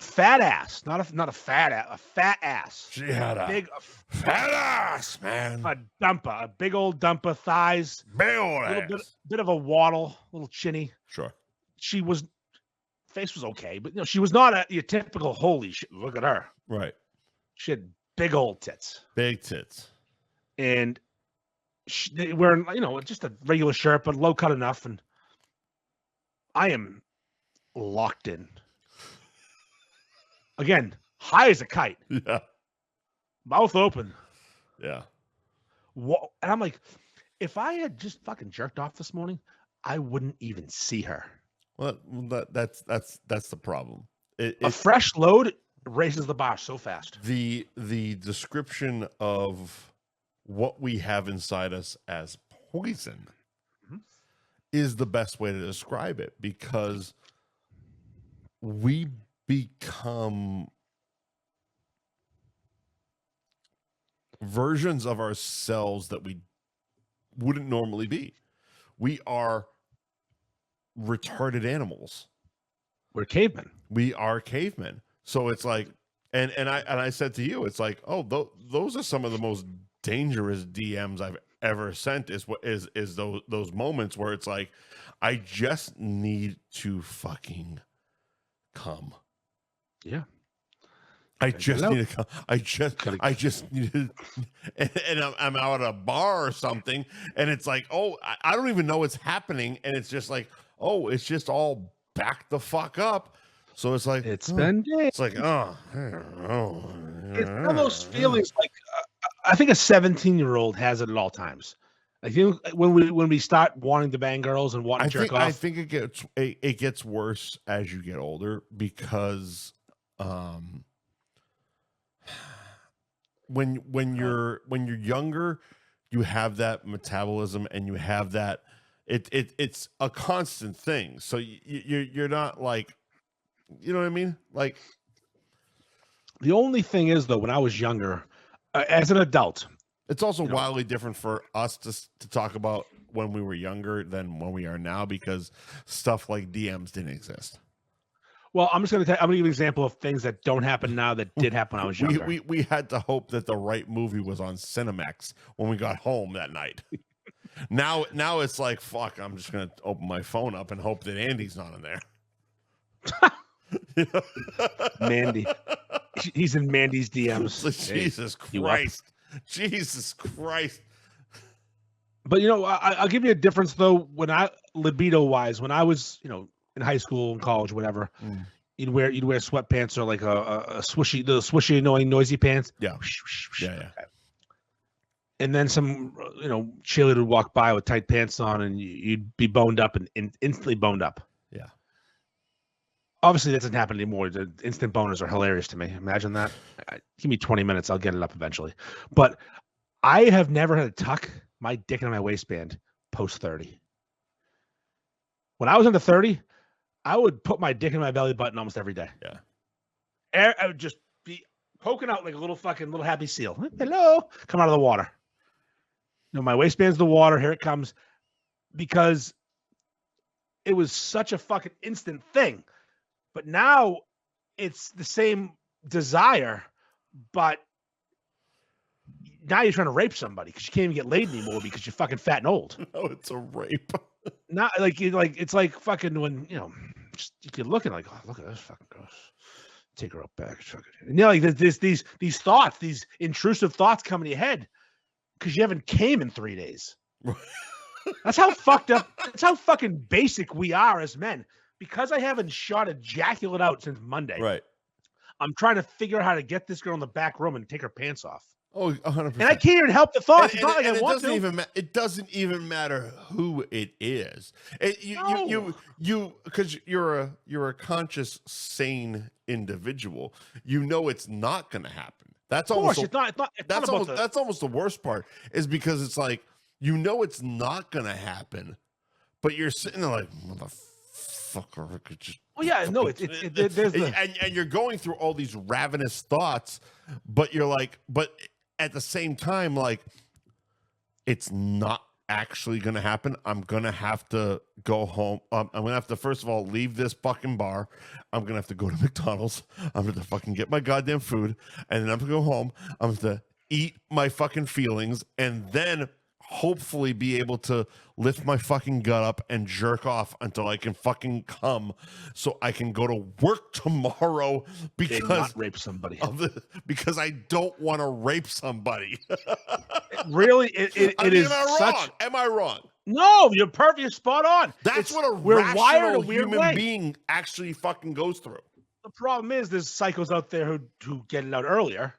Well, of course, there's rapists out there. There's rapists, but like we're just like ravenous. We're not rapists. That's the in my fucking in my testosterone levels are probably shit. Imagine if I had fucking 20-year-old testosterone and I fucking had 4-day backlog. I'd kill somebody. Maybe. And rape their corpse. Yeah. I'm probably gonna shut down now. Nah, you're fine. So that's what our definition of jizz brain is in this segment. I had jizz brain over the weekend. Jizz brain is a fluid discussion. I have a question though. Because I sent you the word. Come on. That's actually you know what? I stepped on that, but it's really good. Go ahead. I sent you the definition I found on Urban Dictionary. Had you seen that, or was it your response to? Because you sent it back to me. Oh, I sent it back to you so I could download it for the show. Oh, okay. I'm like, because that would be such a weird coincidence. You both found the same exact Urban Dictionary. Okay. We'll get to the Urban Dictionary of Jizz Brain. We got to. So I can take a piss. Yeah, I do, and we got to do. Wait, you got to take a piss? I'm taking a piss. All right, let me figure out what fucking commercial we're on here. I'm gonna piss. Go ahead. No, go ahead. Take a piss. World famous Cabaret Lounge, 96 Newbury Street in Peabody, which of course is Route 1 South in Peabody. Open 7 days a week till 1 o'clock in the morning.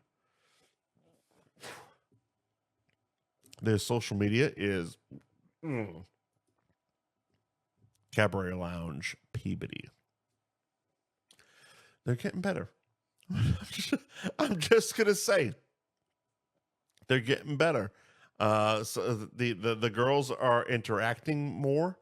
They're posting more stories. This is what we're trying to accomplish with our sponsors, is more interactive social media. Much like if you go to @Cabaret Lounge Peabody and you dump in their stories, the girls are doing better. They're interacting more. Put your headphones on. I was talking about how much better the Cabaret Lounge girls are doing, interacting with their stories on Instagram. Oh, the Cabaret Lounge, ever since I called them out, I called out the Cabaret Lounge's Instagram to the girls. I said, you guys, whoever runs it needs to work a little harder. They've been fantastic. They've been awesome since then. You know what it is I think the problem was the funny part was, like, I've never seen. I'll say I've never seen Amber on their story until last week, and I'm like, oh fuck, she's doing it too. You know who gets a lot of publicity right now is I think it's Finastasia or Finest black chick, huge tits. Oh. Tia. Is she black with huge tits? It's Tia.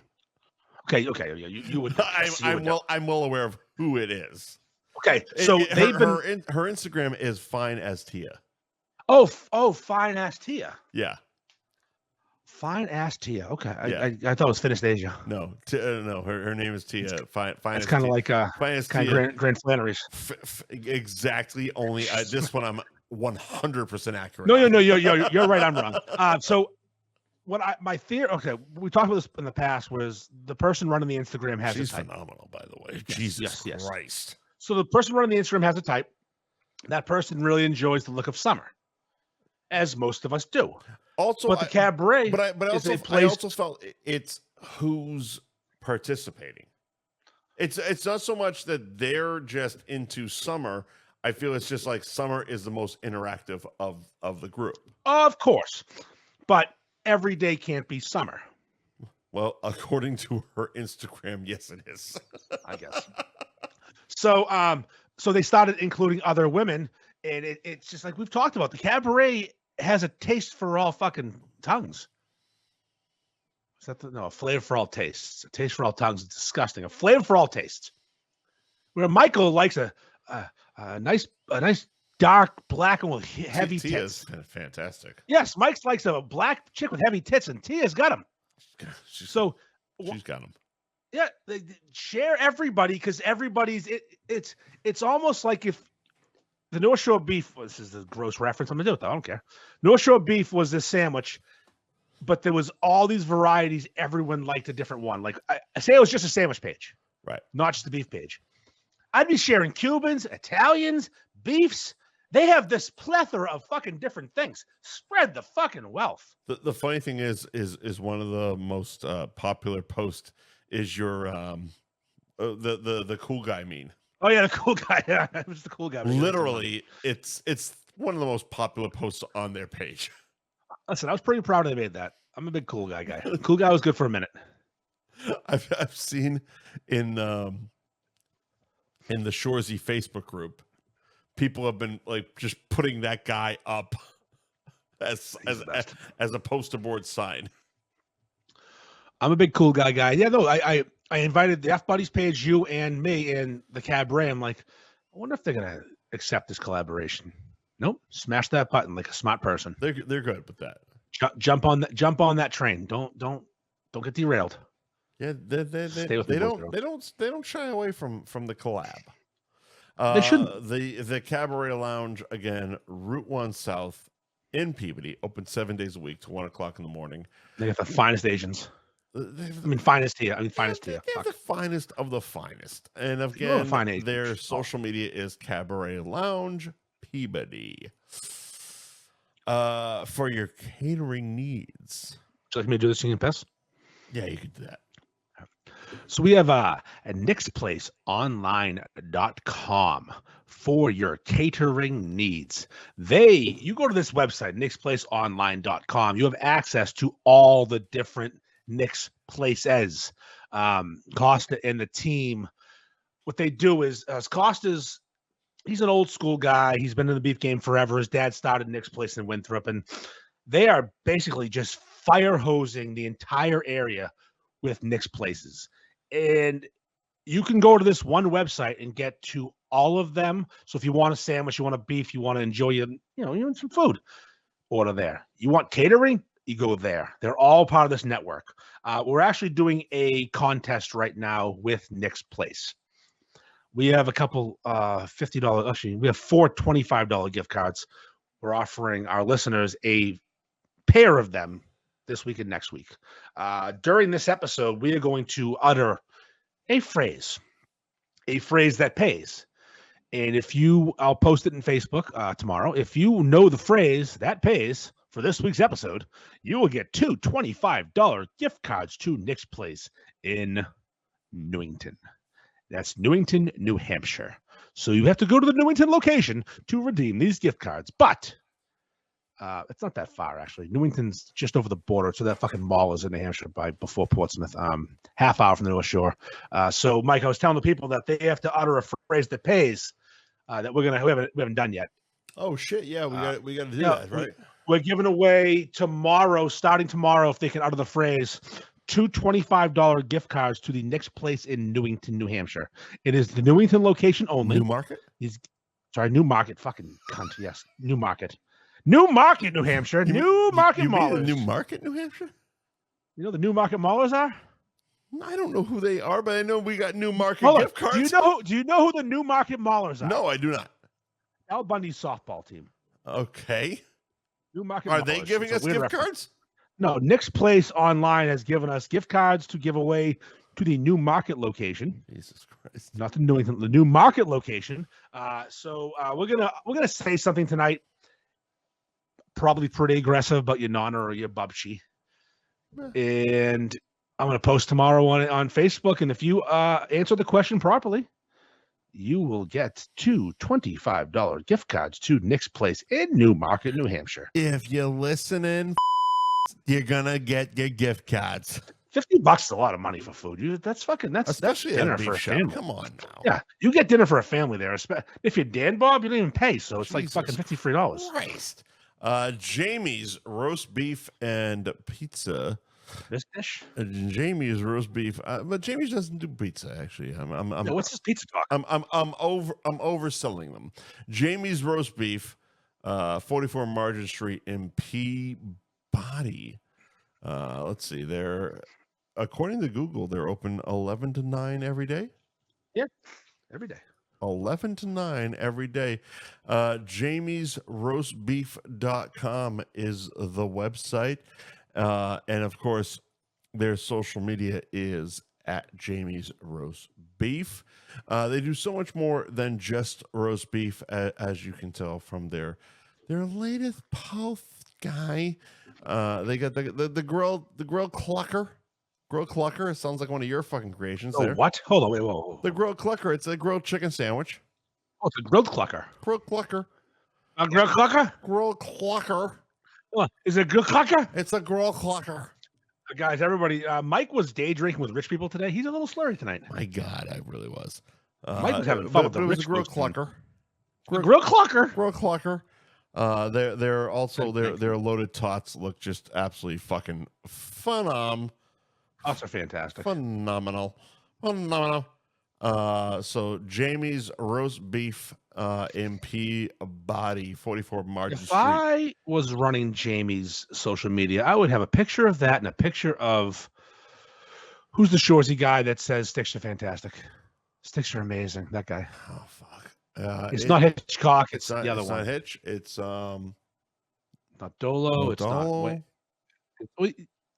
I would have him saying Todd's that guy. Yeah. That guy. Listen, I'm gonna do them a favor. I'm gonna make it for them. Do it. I'm gonna make them a meme to end all memes. Yeah. Tots are amazing. You're welcome. Because you know what? I like our sponsors. I love our sponsors. I like them. I'm just kidding. Did you already do Tewksbury, Anthony's? Huh? Did you already do Anthony's in Tewksbury? I did, but we can do it again. No, I just want to mention something. Didn't you do them? No, I did Gary. No, you did them earlier. I did Gary, Joe. Well, let's do Anthony's again, just in case we missed Anthony's at 1921 Main Street in Tewksbury. Let's just do it again. Do it again. Do it. Yeah. Anthony's 1921 Did Main we Street. Do it already? The website is anthonystewksbury.com. You can order online. You can go to ARB Tewksbury on the gram. What did you want to say about them? Adam did a review the other day of Nick's Place in Burlington, and he threw all his friends in a body bag. So long review, and there was the background had a fucking zoo creature in it. Was that the novel that I kind of crushed? It was one of the novels. It had a few, but in the background of the picture was a long post. Oh yeah, long post. Yeah. But the background was a man who definitely looked zoo-ish. Oh, that's exactly with his mouth open, drooling out his mouth. I'm like, I just love that. Adam is one of the guys who owns a shop but gets it. Yeah, he's a fucking prick, and I love it. Yeah. So's Costa from Nick. Like literally the fucking Bible worth of words. I didn't read the whole thing. I read a few lines. I didn't read any of it, and that was my fucking comment. Do you know what one of my favorite things in the beef page is? When an owner goes somewhere else, and does a real review, like a legit. Because I mean, Nick's Place in Burlington. It's actually a cool move. It really is. Nick's Place, it is. Nick's Place in Burlington and Anthony's in Tewksbury aren't exactly far apart. It was probably an easy ride for Adam to go there. Right. I mean, I'd say 15, 20 minutes tops. No traffic, just up and down a couple of highways. And so he's basically reviewing his competition. And he's out there dropping nines on us. It's like, it's fucking, this community is so cool. And it makes me happy that this cool shop owner checks out other places that are literally in his pocket. Right. Taking money from him, potentially, And also like George from fucking Georgiak. Spell it. Jorgaq. Spell it, motherfucker. George from Pete's was singing the praises of Nixon Burlington. They're 2 miles from each other. Yeah. That right there, there's enough. If you do a good sandwich, Georgiak, if you do a good sandwich, if you know how to make a fucking beef, make a 3-way, you don't gotta sweat the other people. I mean, it's kind of like it's one of those things. It's like kind of having a big dick. It's like if you got it, well, there it is. That's the exact. If you got it, you don't give a shit. You're gonna swing into everybody's neighborhood. That's a damn good analogy. Not that I'd know, but if I had a big dick, I'd know. But no, having a big, like they all have big dick energy. That's what it is. It's big dick energy. A lot of these guys do. Your drunk and stupid ass nailed it. Adam Larkin is displaying big dick energy by going to a beef shop he competes with and giving them a fucking 9 because they deserve it. He knows it. That is big dick energy. That's big beef energy right there, baby. Big beef energy. Don't you have a shirt with that? I did years ago. I haven't printed that in a while. Listen, we don't need to reprint. We need to sell more different t-shirts. We don't know, but we do. Might ask beefs. No, fuck that guy. Legit, fuck him. I'm not saying his name, but fuck that guy. He dove into the comments last night on a fucking charity post again. I'm like, another fucking charity post you're poo-pooing, huh? You fucking cunt.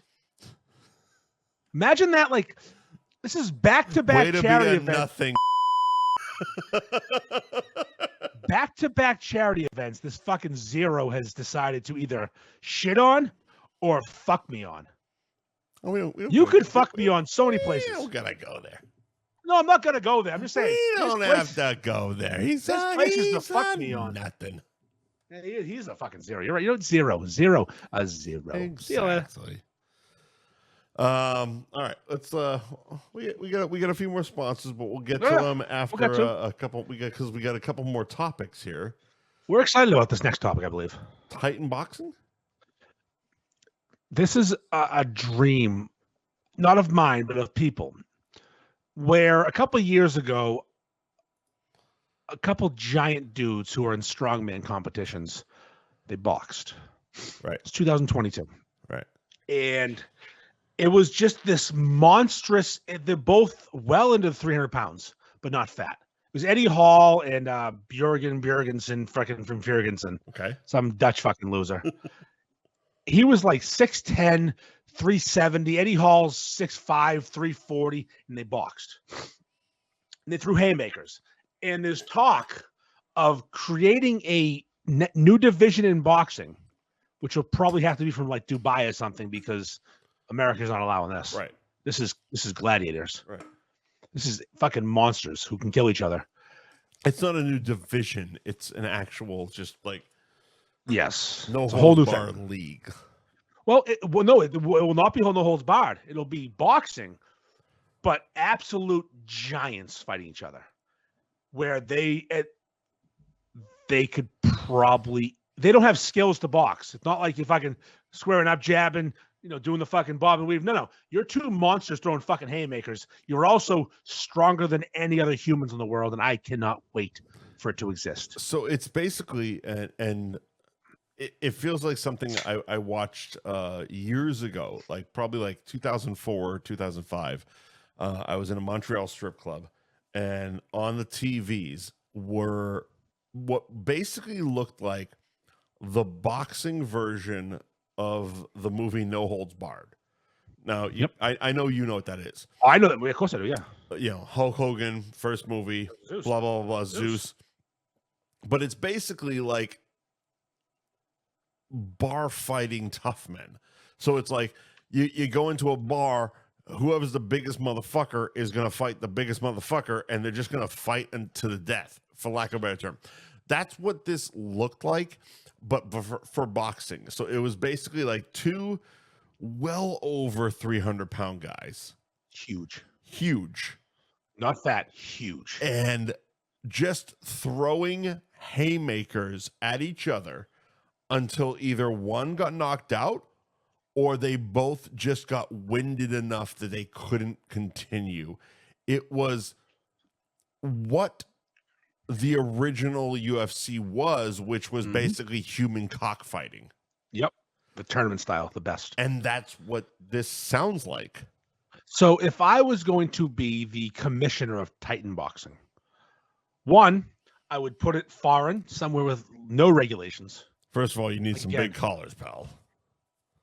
You gotta get a good suit. I got this. If I'm the commissioner of this retard I am the league, commissioner. I'm gonna get a big collar. I would outlaw drug testing. Fuck yeah. You have to have steroids and cocaine has to be involved. It has to be. We have to get big purses. We need to get an investor, again, from the United Arab Emirates, Dubai, Iran, anybody with fucking money. We need to get them involved. We need big purses and big man tits. We need Mongos who want to fight like Garrett Greer. Hello, Garrett. Thanks for joining the chat. Hey, buddy. Big Mongo. We need these Mongo idiots who don't care about dying. Right. We need to, it's going to be minimum 300 pounds to fight, but not fat. I don't want fat guys. I want juiced up, jacked up arm wrestlers, power lifters, psychos. Basically barrel men. Just fucking people that will rip your fucking head off. The people you don't want to see in a fucking dark alley. Zeus. I want Zeus. Zeus. I want Zeus from fucking wrestling. I want these people. I want to commission it. I want to pay them well, get it funded, and put it in some fucking arena in Dubai and watch them kill each other. Because that's where society's going to. Big, sweaty guys that do a lot of cocaine in the bathroom and smoke at least 2 packs a day. And steroids. So many steroids. I want to pump them. I want to pump them full of every fucking hit of Winstrol, fucking D-ball, Finajet. Just fucking get them to be these animals. I want them scooping rails out of the toilet. Yep. Coke and juice. All right. And I want to go out there with fucking thin gloves, like lightweight boxing gloves. Gloves are for pussies. No, we gotta go. Thin gloves. You want the fight to last more than 4 seconds. And I want them to fucking kill each other. What a day it would be. I want to be commissioner of Titan Boxing. I want Dana White to get involved. The thing is, this is actually get me involved. We're joking a lot, but this is actually a real thing. It is.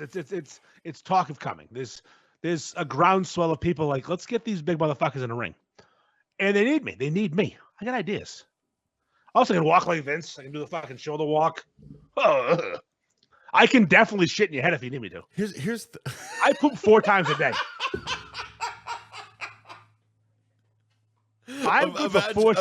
Imagine where the commentators for Titan Boxing. You're Gorilla. I'm fucking Bobby Heenan. Perfect. We're all set. And we're both just dumping on broads' heads. Mean Ferg Oakland and fucking Gorilla Mike Soon. Fuck yeah, let's do it. I don't think Mean Gene Oakland's nickname has ever been discussed. It's the best nickname ever. Mean Gene. Mean Gene. This little fucking nerd. Who was never mean. Mean Gene. Who's never Real mean quick, to anybody. What's your favorite wrestling nickname?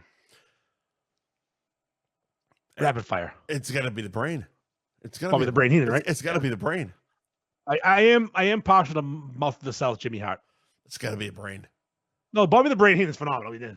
Come on. He's perfect. Perfect. He nailed it, and he rode that fucking thing all the way to the end. Wrestling managers had the best life because they were such good characters and such good heels for the most part. They were always but they didn't get beat up. They didn't get beat up. Yeah. No one hit them. And once in a while, they'd catch a fucking chair. Once in a while, but they got beat up for money. That was the thing. It's like if they got beat up, it was in a match with their team at WrestleMania. Yep. They're getting a fucking paycheck. No, I'm a big wrestling manager fan. We could do a top 5. Slick was a great one. Slick's a great one. Slick's, oh God, was Slick's good. a fucking great one. Was Virgil a manager or a bodyguard? Virgil was a slave. I mean, let's be quite fucking honest. remember, he had they tried to give him a career afterwards. I'm like, no, we don't care about Virgil. No, and then they kicked him out, and they fucking dumped him over to WCW and named him after Vince. Hold the belt, idiot. It's like no, pick up that shit over there. You know who was the best manager of all time? It was Captain Lou Albano. Captain Lou was good. Yeah, he was good. He was good. He's probably the Brain, Mouth of the South. There was always Slick. There was always some of the chicks like Paul Bearer. Sherry Martel was awesome. Oh, Miss Elizabeth. Miss Elizabeth was great. Oh, so hot. God damn. I think she might have made Andy realize he liked touching himself. Miss Elizabeth was fantastic. Miss Elizabeth did it for you, huh? I think she might have been my her or the chick from what's the cops the cops Citizens on Patrol. Oh, Leslie Easterbrook. We talked about it last week. Yeah. Her, those two. Oh, got my loins. No. Yeah. Leslie Easterbrook all day. Mr. Facebook comments, Mr. Fuji, a great one. Mike Sullivan nailed it. Also super racist. Well, yeah, Mr. Fuji, who also I believe he did Yokozuna. The more racist you can get in those fucking 80s, those 80s wrestlers, fantastic. Fuji Dust. He fired Fuji Dust at him. It was fucking salt. It was MSG, really. Actually, I looked it up. It was MSG. Just they didn't put in the fried rice that night. They put it right in your face. Fucking Fuji Dust.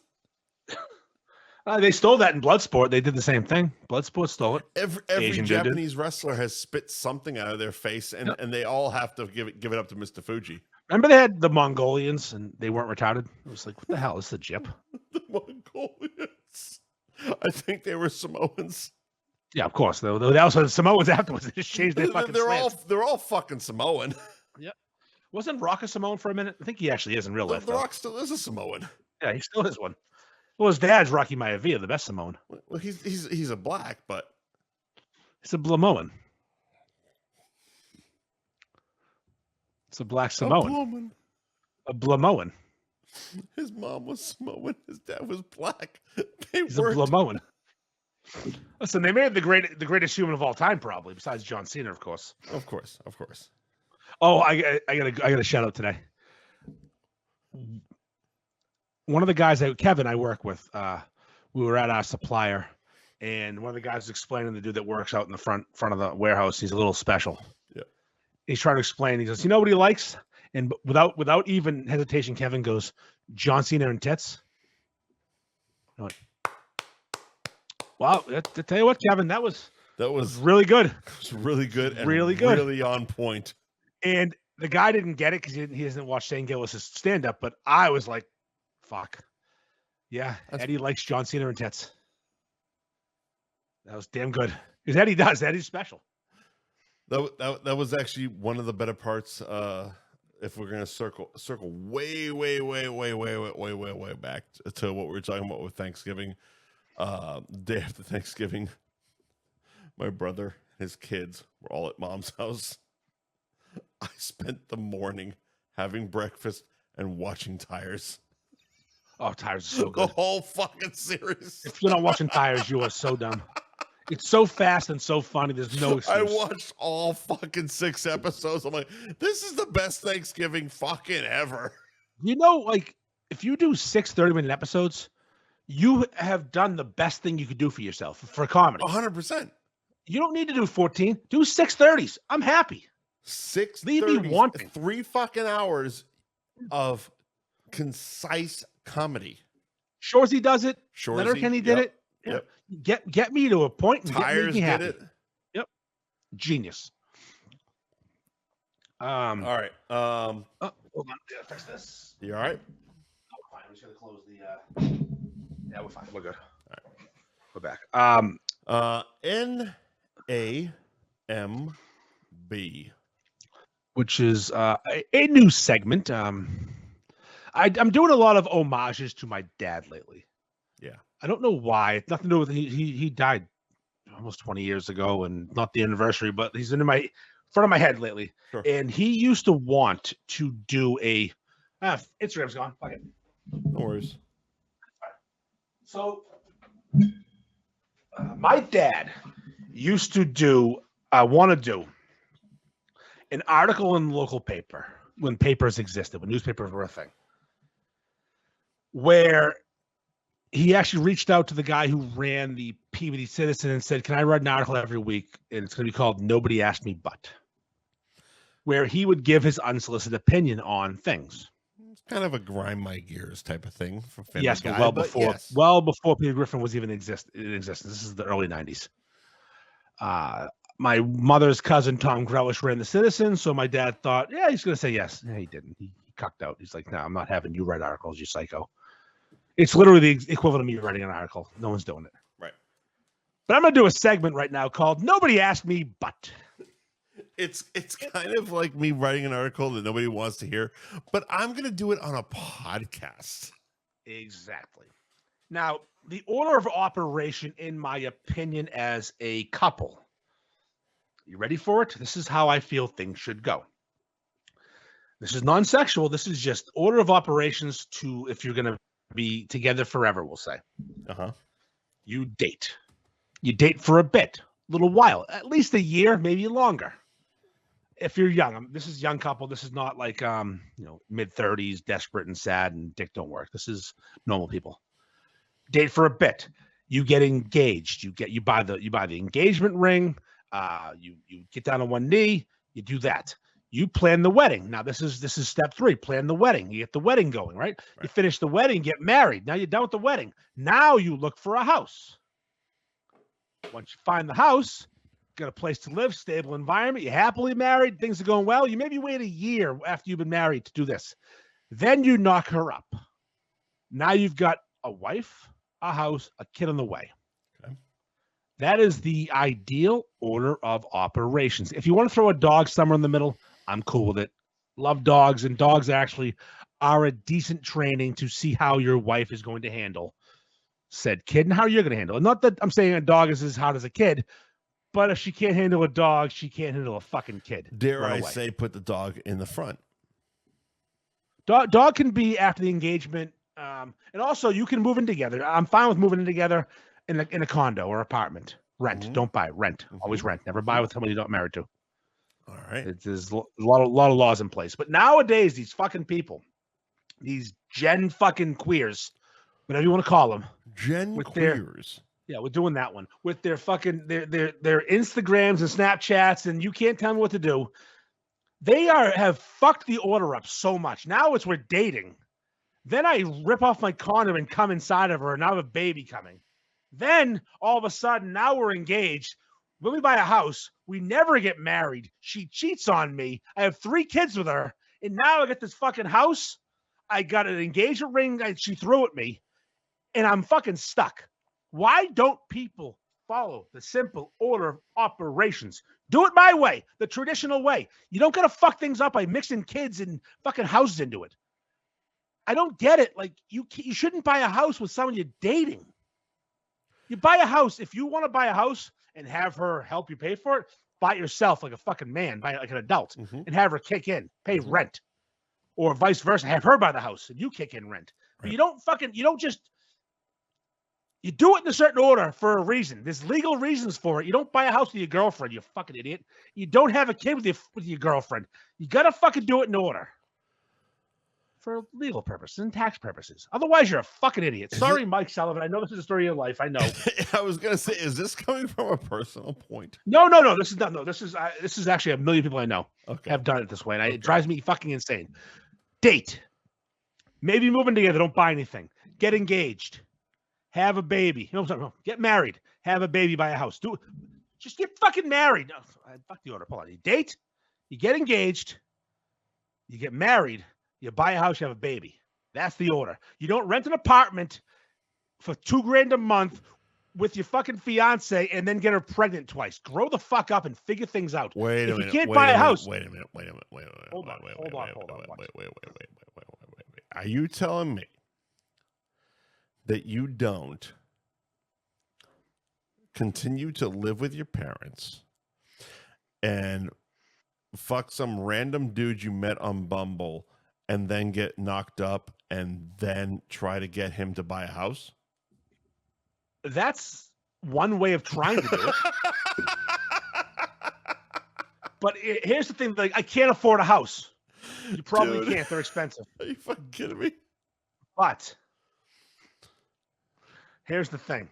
If you can't afford a house, you can't afford a kid. Sorry. Buy the fucking house first. Grow up. If you can't afford a dog, you can't afford a kid. Kids are expensive. My daughter's going to college in 10 months. Although she did get the president of the university scholarship, which is pretty fucking sweet, actually. All right. She got a huge scholarship. Nice. $44,000. Nice. Given to her today, and $1,000 toward housing every semester. Well, that helps you. Oh, sure does. That helps you. I love that people, everyone thinks that, they think the persona I present online is the real me. No, I'm out there fucking checking homework every night and make sure my kid can get a fucking scholarship. I can't afford this shit. I can, but I don't want to. You mean those T-shirts aren't paying for scholarships? I wish they were. I spent so much money. Fucking begging people to buy tickets and T-shirts. I'm going to be doing pop-ups, so I'm not going to lie. I'm going to be doing pop-ups at beef shops. You should. I'll be rolling in with fucking stacks of T-shirts. Like, hey, buy something, motherfucker. I mean, it's Christmas, right? You want to do some ads? I got to piss. You'll do a few more, right? Yeah. I can do a few more. Do a few more. I'll be back in 30 seconds. It's all right, small bladder. Go ahead. Thank you to our sponsors. Let's see. School Street Foods. They are at 618 Salem Street in Linfield. Open Tuesday through Saturday, 9 a.m. to 7 p.m. As they say, pasadito. The food is fucking fantastic. They're changing the motherfucking game, if you will.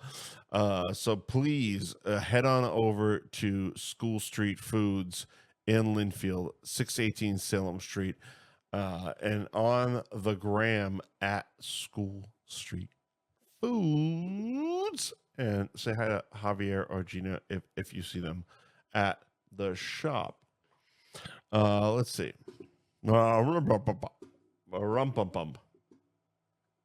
There he is.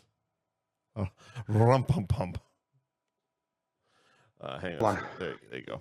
All right. I was just wrapping up School Street Foods. I was talking about saying hi to Javier or Gina if you swing by 618 Salem Street in Linfield. Of course, Tuesday through Saturday, 9 to 7. 9 a.m. to 7 p.m. Did you see Sullivan's comment on Facebook? No, I didn't. Take a peek.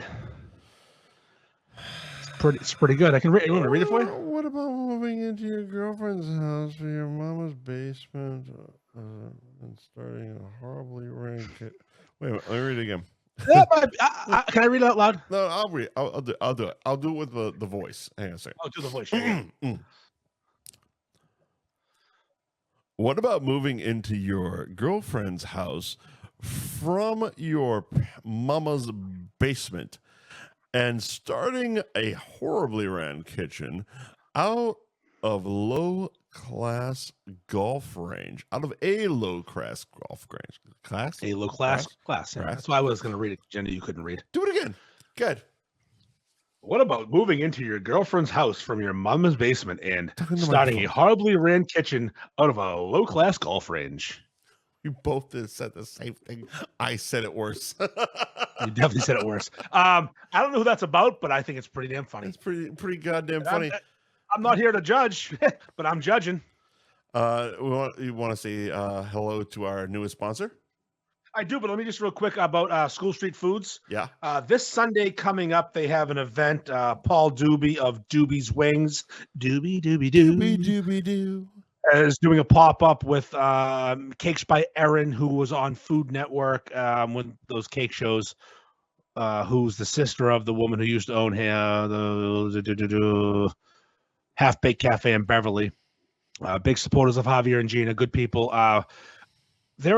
Gina and the Half Baked Girl are part of the Greg Bates victim web. The people that he fucked over back in the day. And Paul Doobie is doing a wing pop-up. And I've never actually had Paul's wings fresh. He does some creative things with wings. He does. I've only had them cold. One time was delivered to me, and Paul brought them to my house, great fella. Second time I was having them fresh. I've had them delivered to me as well.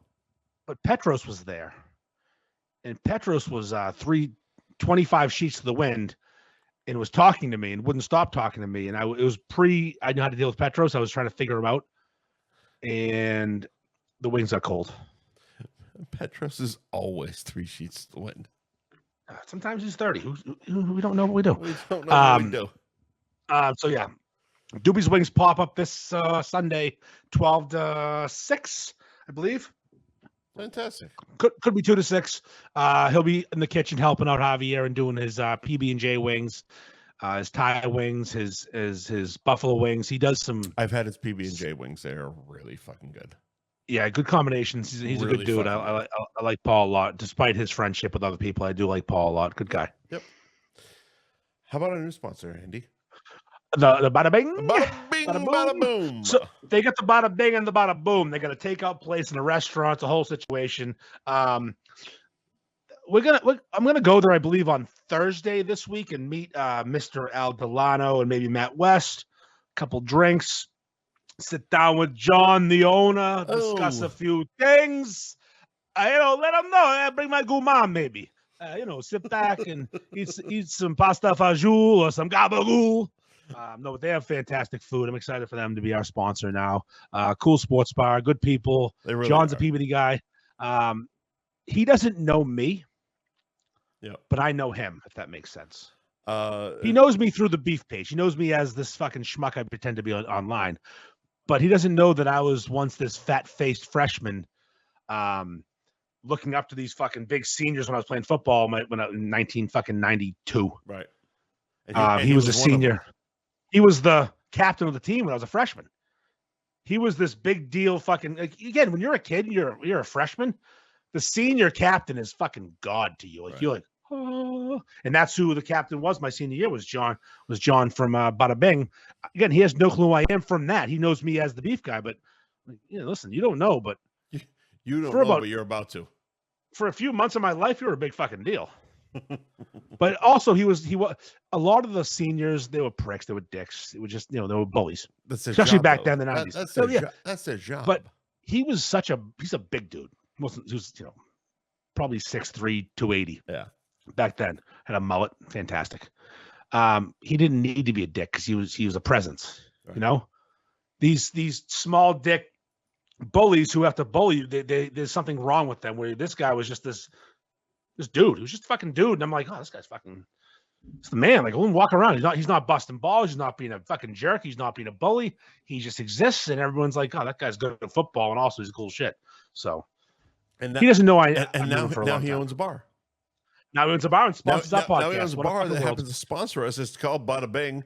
Not your ordinary pizza joint. Pizza subs, salads, wraps, and more. 32 Hampshire Street in Methuen. Their hours are Monday through Thursday. They're open 11 to 9. Friday and Saturday, 11 to 10. Sundays, noon to 8. And you can check their menu at badabingmenu.com. I think the Bada Bing's the food portion, the Bada Boom's the bar, I believe. That's exactly right. Yeah. So as it says on their Facebook page, which of course, facebook.com/Bada Bing, Bada Bing Pizza and Bada Boom Sports Lounge and Grill. There it is. So we're going to be accused of stealing from some people. Well, and I'm here to tell you point blank, yes, we did. We did.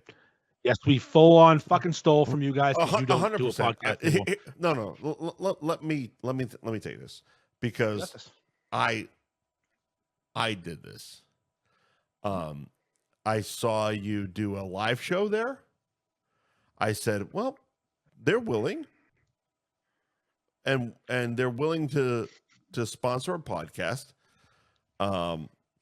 And we actually have a podcast that's better and more regular. So more than once a year? More than once every 2 years. And we waited because of Andy. Because this is like fucking here's the thing. I sent this message the day before the live show. Yeah, I said, hey, maybe we should reach out to Bada Bing. And you're like, well, they're doing their thing, and I don't want to fuck them over. Okay, fine. I am. Okay, fine. So we waited. Integrity. So we waited. And, circling back, I saw something on Instagram. Somebody was there, or somebody was having a beer. Al Delano was there. I think Al was there. It was the mayor, yeah. And I'm like, do you think John would sponsor? Literally, Mike, it's literally waiting to fuck your best friend's ex-girlfriend. But not even. It's like waiting to fuck the skank that your best friend didn't fuck. I mean, listen, let's not call them a skank. I mean, kind of. And listen, no, they fucked. They fucked one time. We're dating. They fucked one time. We're dating. No, the thing is, though, you have to leave a little space in case things get back together. Give them a chance to breathe. Because freedom. Again, you have integrity. I don't. Liberty is a soul's right to breathe. Oh, very good. Watched that this weekend when the power came back on. He does not miss. So good. Liberty is soul's right to breathe. I've watched that part over and over again. No, but yeah, you got to give our friends from the Mo Beer, Hot Takes, and Cold Fucking Food podcast a chance to not do their podcast. And listen, they aren't doing a podcast anymore. It's clear they got new jobs and they're moving on with their lives. And we decided to take their sponsor again. Yeah, I'll take another one if you do it again. I'll take them all. I'm like a fucking Pokemon. I'll catch them all. By all means, please. Hungry podcast. Keep referring them to us. Yeah, no, you find they're doing our legwork. They found people willing to sponsor podcasts, and here we are taking them because we do a podcast. I appreciate those. Thank you to John, and thank you to Bada Bing Pizza and Bada Boom Sports Lounge and Grill in Methuen, 32 Hampshire Street in Methuen. And of course, you can check their menu out again at badabingmenu.com.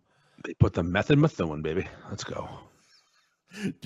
So I was trying to find their Instagram, and I typed in Bada Bing, METH, waiting for it to autocomplete, and Instagram was like, it looks like you're trying to sell drugs. And I just continued Methuen. I'm like, you fucking assholes. You trying to move some drugs there, fella? It literally said it looks like you're trying to sell drugs. I'm like, he's got a brand name. Bada Bing Meth. Hey, let's go. Fucking kidding me. Word of the week? Yeah, let's do it again. Word of the week, Jizz Brain. Jizz Brain, another Jizz Brain. So I was looking. Hold on, let me open this one, please. I was trying to find because you came up with the phrase "Jizz Brain" for the show, and I love the phrase. I'm like, I wonder if this is a real phrase on Urban Dictionary. Yeah, and our definition is not there, but this one is. Right. Go. Jizz Brain. When gay men shove dicks in each other's ear so much that jizz comes in contact with the brain, and I quote, Mike has jizz brain. I cropped it to include that on purpose, obviously, because it's hilarious. What the fuck is going on in the gay community? It's Tony Parker. Help us out, man. Come on. We're doing ear fucking? Oh my God. I know this is obviously a joke, but are people ear fucking? Not even so much ear fucking. It's just ear fucking to the point that jizz comes in contact with the brain. I believe they call that ear ejaculation. Very good. Very good, sir. Thank you. Like, are you getting it to the fucking temporal lobe, or are you just trying to shoot a fucking high-speed rocket through there? Like, are you going for? I think it's a high-speed rocket. Because as a man who's shot a rope or two, yeah, you can push the button a little bit and prevent it from coming out just for a second to get the speed up, and then shoot it far. Sure. And there are men. I mean, what's the guy? But the ear porn to guy, brain. fucking, Ear to brain. What's the porn guy? They call him like Mr. Roper. He used to have a GIF that was huge in the beef group. He's like brown hair. White guy. White guy. Peter North? Yes, Peter. Thank you, Peter North. Like, is Peter North like fucking coming White here? guy, Peter North. What if I said black guy? Lexington Steel. It was exactly where we were going. It's like there's only two guys, pal. Peter North is out there fucking wet braining people, giving them jizz brain. Jizz braining people. Can you imagine? What are you doing? I'm jizz braining this fucking homo. What? It's just poor fucking homo. There's two guys back, Lexington on one just side, draining fucking cum out his ear, cranking and fucking shooting, just burying his ear until his fucking start coming out his eyes and he got jizz brain. Oh shit! He's all full up. He's not getting CTE. He's got plenty of cushion in there. Just jizz brain. Oh fuck! He has to light an air candle, like to get the fucking get the poison out of him. That's a different kind of poison. It's a different kind. Holy shit! Jizz brain is you ever disgusting. done one of those no, never did a jizz brain. No, the air candle things. Oh yeah, they don't work. They don't do a fucking thing. No, they don't work at all. Yeah, I've lit the fucking holistic you bullshit light candle on fire before you fucking. I've laid on my side. I lit the candle. I lay there for an hour. It burnt myself. Nope. And at the end of it, I had no fucking. So nothing. Dumb. Nothing. So dumb.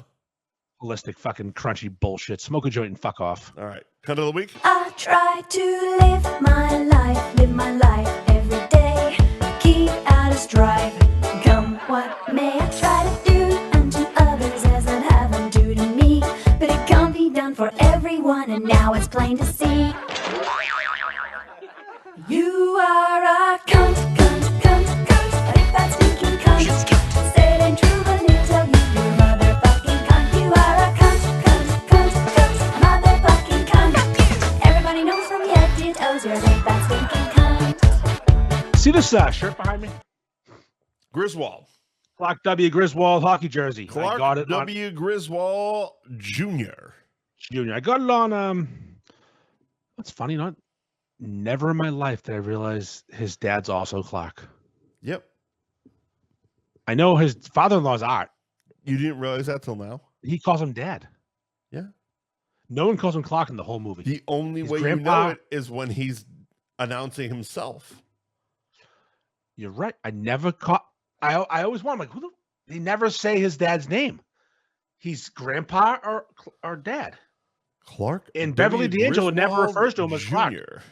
Okay, so Clark W. Griswold Jr. has a Blackhawks hockey jersey with Griswold on the back he wears in the movie. Yep. 00. Fantastic shirt. One of the best parts. He looks outside and Cousin Eddie's emptying the shitter. Shitter's full. It's a whole thing. That's the scene. It's a classic scene. Yes. I bought the jersey on Amazon and I was pretty pleased with myself because I was a few beers deep when I bought that. And sometimes few beers deep purchases don't go so well. I was excited when you bought it only because it led me to find that on Amazon they have the basketball jersey that I got scammed out of a year ago. The beers. Joe Cooper. Not the Bears. The Bears. Bears. I posted on Instagram 2 pictures. Oh, no, sorry, Facebook 2 pictures. My best drunken purchase ever. Very simple. It's a very good one. That's great. No need for like a shitty commentary. Even Garrett Greer can't make fun of this post. Right. He tried. Yep. I get a comment. Something like typical of someone like you. Okay. From a person who I was Facebook friends with. I would say was for a reason because I'm not anymore. And I'm like, it's kind of weird. What are you getting at, fellow? Low class loser like yourself would probably buy something like that. I'm like, hard. We're going weird here, huh? Okay. That's hard in the paint. Somebody's been hitting Dad's cough syrup. Yeah, maybe. I feel like maybe. Was so the time of night reflective of that? Oh yeah. It was the evening. Yeah, okay. It was past 10. Okay. Yeah. It was definitely during the witching hour, and I this person has a face like Gary Busey. He has horse teeth. Today's Gary Busey. No, just that he has these fucking John Elway fucking teeth. I have them a bit too, but he has fucking huge Elway teeth, chompers. These fucking white.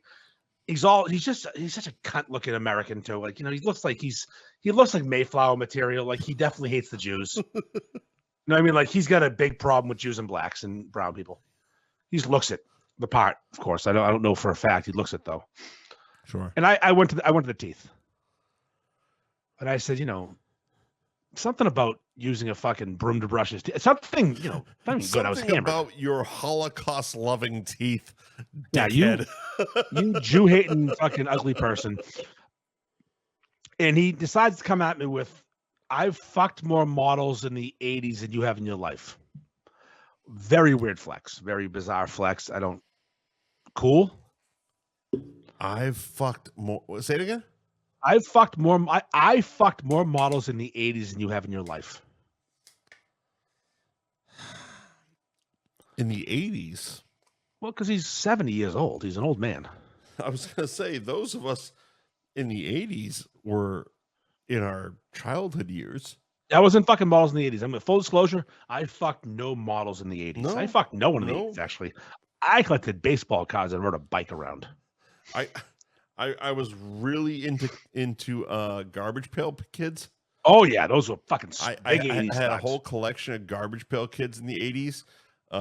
Hulk Hogan was a big thing. Oh, yeah. Oh, yeah. So, it wasn't really until I was in my late teens, in the mid to late 90s, that I even went to the Palace. Let me ask you a question. And I don't Mike. think I was fucking broads in the Palace. I have a question for you, Mike. Have you in your life ever fucked a model that you know of? I mean, maybe you have, but that you consciously know of a model. Give me a second. Do your Rolodex, your sexual Rolodex. Were you down? Female models, of course. Don't talk about the guys. Maybe one. Not professional. I actually have one as well. Maybe one. I would go one. I would go one. She's been published. Yeah. Okay. One. Okay. Yeah. One. Yes. One, Okay. Great. one. I mean, just because it was Playgirl, and his name was Bill. It was huge cock. It was right, giant fucking cock. I mean, I mean, anybody would. I as well have one. I have one model. Anybody would. Bill had quite a dong. My high school girlfriend and I got scammed doing a modeling thing, but we weren't published. Whole different story. No, she was published. But I'm not supposed to talk about her on the podcast because she's texted me that before. Oh, you didn't say her name. You're fine. You're fine. So fine. You're fine. I have one in my entire life. As far, there it was. Okay. I've had relations in my life with one model, legitimate model. I was 22. This gorgeous girl, perfect body. She was 10 out of 10. We ended up becoming very close. We dated, and then we did this crazy thing. We got engaged, married, and had a kid, and still live together. My wife, when I met her, was a model. She had an agency. She went on shoots. She did things. Nice. She had a place on Newbury Street. Not her place. I'm saying she had an agency. She had an agent on Newbury Street. On the cover of Vogue. No, I get it. She was a model. And I said, hey, I fucked a model too, but I fucking married her. She didn't leave me because I'm looking at a horse. Andy Ferg bagged a model. I did. I still have her pictures. They're phenomenal. So this whole thing wasn't about him. It wasn't about his disparaging remarks. This was about you bragging about fucking bagging a model. No, he brought up models. Acting like he's fucking Captain. Oh, by the way, I fucking married one. Yes, I did. I got the headshots to prove it. She's in things. She's in things in the early 2000s. She was a model. Not runway, but she did things. Yeah, my chick's been in things. Never mind. Listen, I've been in your mom. It's fine. Anyways, so here comes the. By the way, it's fantastic. Still, she keeps it tight. Yeah. Here's the thing, though. Instead of being like, "Oh, okay, moving on," now Captain fucking America swinging dick gotta. There's no pictures available of my wife on Facebook. There isn't. Huh? There isn't. If you scroll far enough, there's one of her and I at the golf course. The things that are available are your wedding photos. Yeah, she was fantastic. Those have been posted. Yes. But outside of that, and those aren't modeling photos. Those are literally your wedding day photos. So, long story short, he starts insulting her appearance, and I don't. How so? Because I'm not like trying. I'm not playing into this game, because I actually went back and tried to find the comments. That's all, and they were all eviscerated. I went hard in the paint in the comments and in the DMs. So what exactly was said about Mrs. Ferg? Oh, she's ugly. Really? Yeah, she's ugly. She's ugly. You're ugly. You deserve each other. Call me ugly all you want. I'm fucking Shrek. I know who I am. She's Fiona. Not Shrek Fiona, real Fiona. I married an angel sent from heaven. Who's beautiful. You know where I'm coming from with this. Mrs. Ferg is not ugly. Not even a little bit. No, my wife. You are punching way out of your league. Yeah, my wife is slumming with me. I'm not this funny. If that makes sense to you. Yes, it does to me. Yes, I am not that funny. I don't deserve this. And so he comes at my wife. I'm not doing this publicly. And I'm not a DM diver ever. Did he say that? Or did you say she's ugly? No. I'm saying I didn't choose. Once he went at her in her appearance. Oh, you were saying mentally you weren't doing this publicly.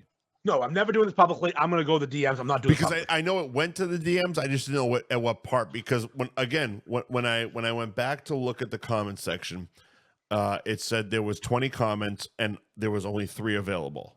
So there's 17 comments that were missing. There was a whole thread, and I'm glad I can't see it because, listen, I was blackout. Yeah, there was 17 comments publicly that are missing. So at what point? At what point did it go to DMs? I think I started to threaten a bit. Let people know that I won't stand for this. Listen, you can make fun of me all you want. Right. I'm an easy target. Right. I hold my wife sacred. Sure. As you do. Yeah. She is there's a pedestal, and my wife and my kid are on there. Love my mom, but she ain't even up there. Mm-hmm. Mm-hmm. So I go to the DMs and I go, mine is, unfortunately, you don't respect that. No, she's doing great. Your mom's hot as hell. I would never say your mom's ugly. Your mom's, I mean, love you, buddy. If we're grading on a curve based on age. Yeah. Yeah. Because I'm not going to grade her against 20 somethings, but as a woman in her, 70s? 10 out of 10. There needs to be a filter in the beef group, though.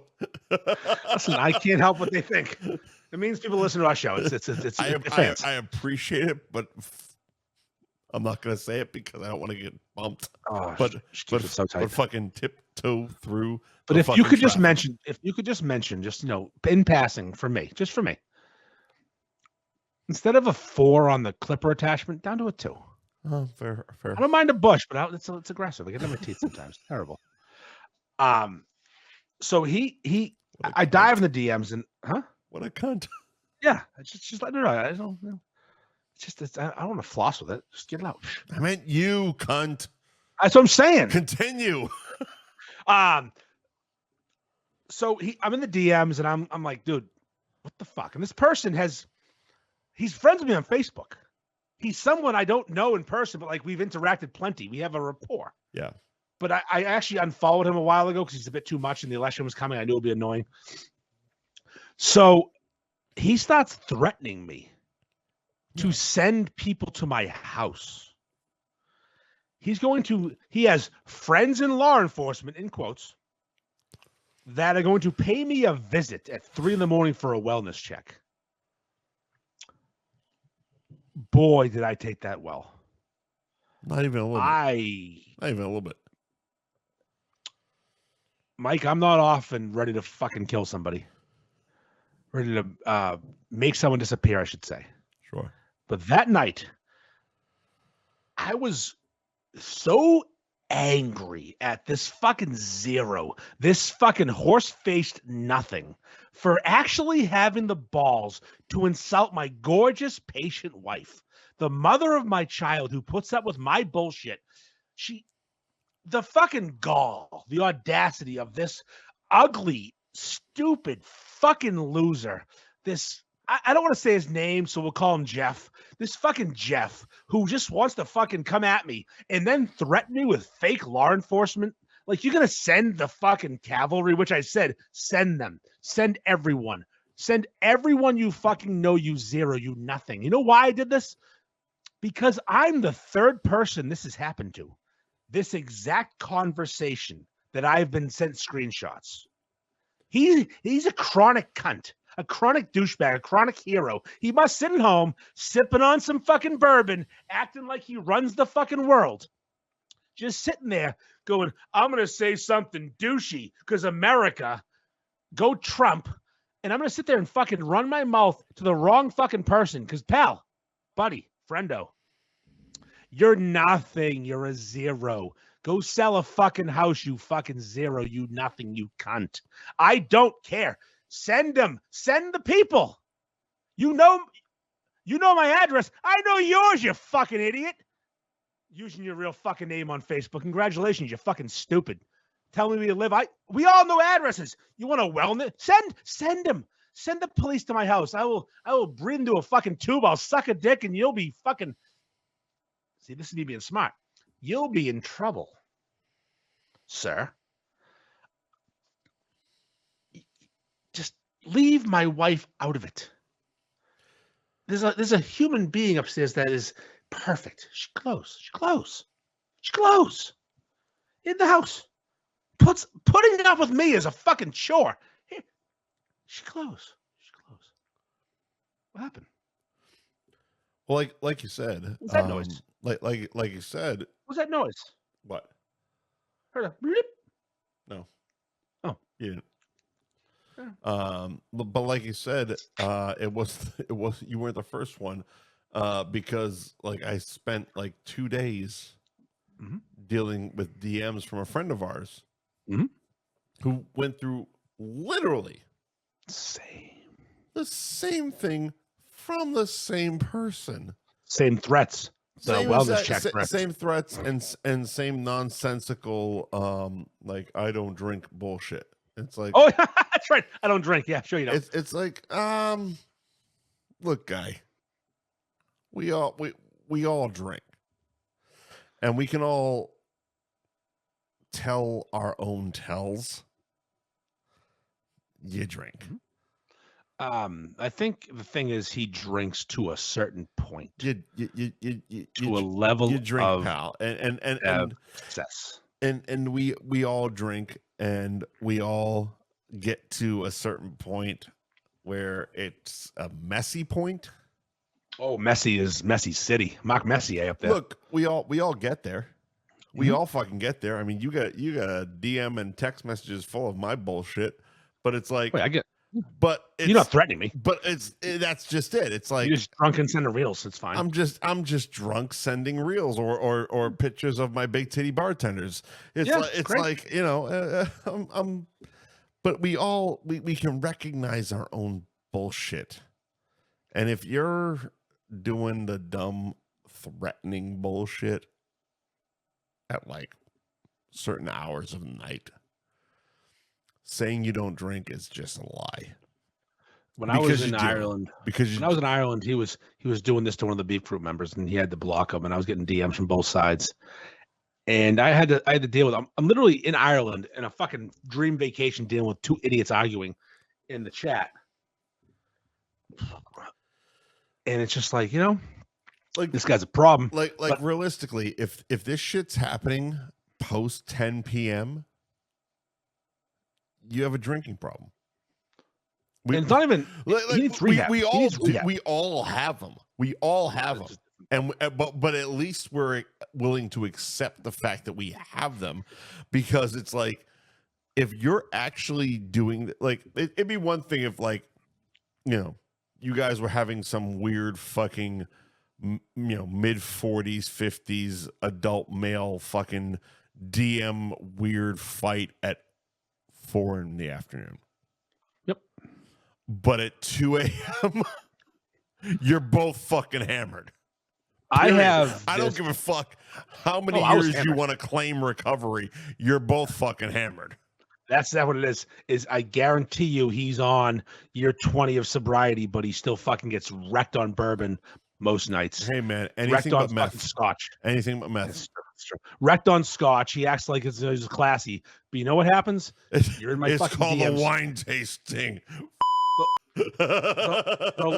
The last thing I got was, I'll meet you at a beef shop. I'll bring my own camera crew. No, you won't. What does that mean, first of all? You're going to bring fucking Vinny and You're gonna fucking... bring Channel 5 out there? What are you talking about? You're a fucking loser. You're a fucking You're not clown. gonna Go bring to a bed. camera crew. Who the fuck has a camera crew? I think he sent me a worked in picture of himself. television. I don't have a camera crew. He posted a picture of himself with no shirt on from the 80s in the chat, in the comments. Was hot. That's all right. Not bad. I mean, you look good 40 years ago. His mouth was closed. Yeah, when he was in his 20s, he looked okay. Okay, fantastic. It was just, go away, you geriatric fucking cunt. Again, go away. These people, I have this, what is it? I'm a magnet for fucking losers, weirdo losers. And every week we get, it almost sounds fake at this point, because every week we got them. Well, it's real. It's We get weirdo losers in my DMs. It's the growing popularity, is what it is. Yeah, sure it is. I beg for people. That's what it is. Well, you know what? Jeff, you're out. Fuck off, you fucking loser. Clown. I'm good. Okay. I'm good. Bye, Jeff. Jeff. I got a burp in the middle of my fucking chest. It's a son of a bitch. Anyway. Is that it?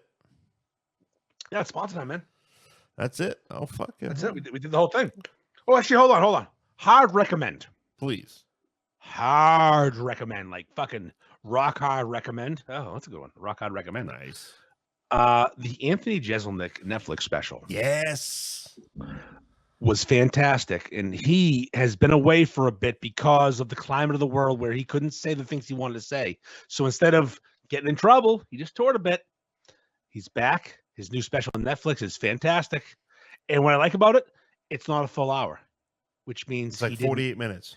He didn't add in any fluff. He's got 48 minutes of killing jokes, and that's what I'm doing. Yep. I'm not going to say a word about them because they were all good. Starts off with a fucking strong bang. Isn't it called Bones and All? Yes, Bones and All. He never lets off the gas. Anthony Jeselnik, Bones and All on Netflix. Never lets off the gas from moment one. Hard recommend. Actually, I'm going to say one thing. He opens the show with, I got heat for this joke from a person, and they told me I should change it. It was a really good fucking segue. And he's my closer, but now it's my opener. Like, here we fucking go. I had a closer. They told me I should really go back and think about it because it was insensitive. So now it's my opener. I thought about it. Yep. He was so fucking good.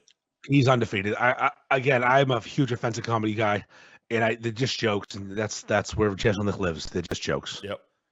Don't be a pussy. Don't be triggered. Just enjoy the jokes. And I'm gonna have my kid watch it. She's 17, woke high schooler, and she's gonna laugh her fucking ass off because they're just jokes. Again, it's your kid. Yeah, but she has opinions, like the opinions I don't like. Sure, but there is. I mean, I've read her beef reviews. She's a killer. She's your kid. She's a killer. She's a fucking killer. Anthony Jeselnik, Bones and All on Netflix. Hard recommend from both of us. Thank you to our sponsors: Gary Girolamo Group, Cross Country Mortgage, Ben Franklin Print Company in Middleton, Twisted Fate Brewing in Danvers, Anthony's Roast Beef and Pizza in Tewksbury, the world famous Cabaret Lounge, Route 1 South in Peabody, Jamie's Roast Beef in Peabody. Nick's Place Catering. You can find them online at nicksplaceonline.com. Stock up. Hold on. Phrase the pace real quick. You want me to do it? I literally have two more sponsors' names. Good. Possibly. School Street Foods in Linfield and Bada Bing Pizza and Bada Boom Sports Bar in Methuen. Thank you for sponsoring the program. Phrase that pays so you can win a Nick's Place in New Market, New Hampshire gift card for Andy. How much? $50. $50. You know how much beef that can get your motherfucking ass? All right. So the phrase that pays, we should involve a grandmother or a mom. All right. Not mine. Please. Not yours. Please. Hold on. No, not yours. Your mother has jizz brain. Not yours. Your mother has jizz brain. In other words, your mother has taken cum to the ear so much that she now has her cranium filled with jizz, and she has jizz brain. All right. So your mother has jizz brain. Phrase that pays. Yep. Where do we need to put this so we can win a New Market of Nick's Place gift card? Tomorrow, roundabout lunchish. Lunchish? Maybe four. Give them some time to listen. Because, people don't listen online. Live a lot. Lunch-ish. At some point tomorrow, people. I'm gonna put it on Facebook on the old Andy Ferg page. The friend page. Sure. It's public. Sure. And you're gonna see. What's the phrase that pays? What's the phrase that pays? And what was the phrase that pays again? Your mother. Your mother has jizz brain. And whoever says that phrase tomorrow when I ask the question will be emailed two $25 gift cards to Nick's Place in New Market, New Hampshire, home of the New Market Maulers. Get them beefs on $50. $50. $50 to New Market, Nick's Place. Tips. Your mother has jizz brains. Everybody in the club got tipsy. We good? No, we're good. Go fuck yourself. Love you, Mike. Love you, Mike.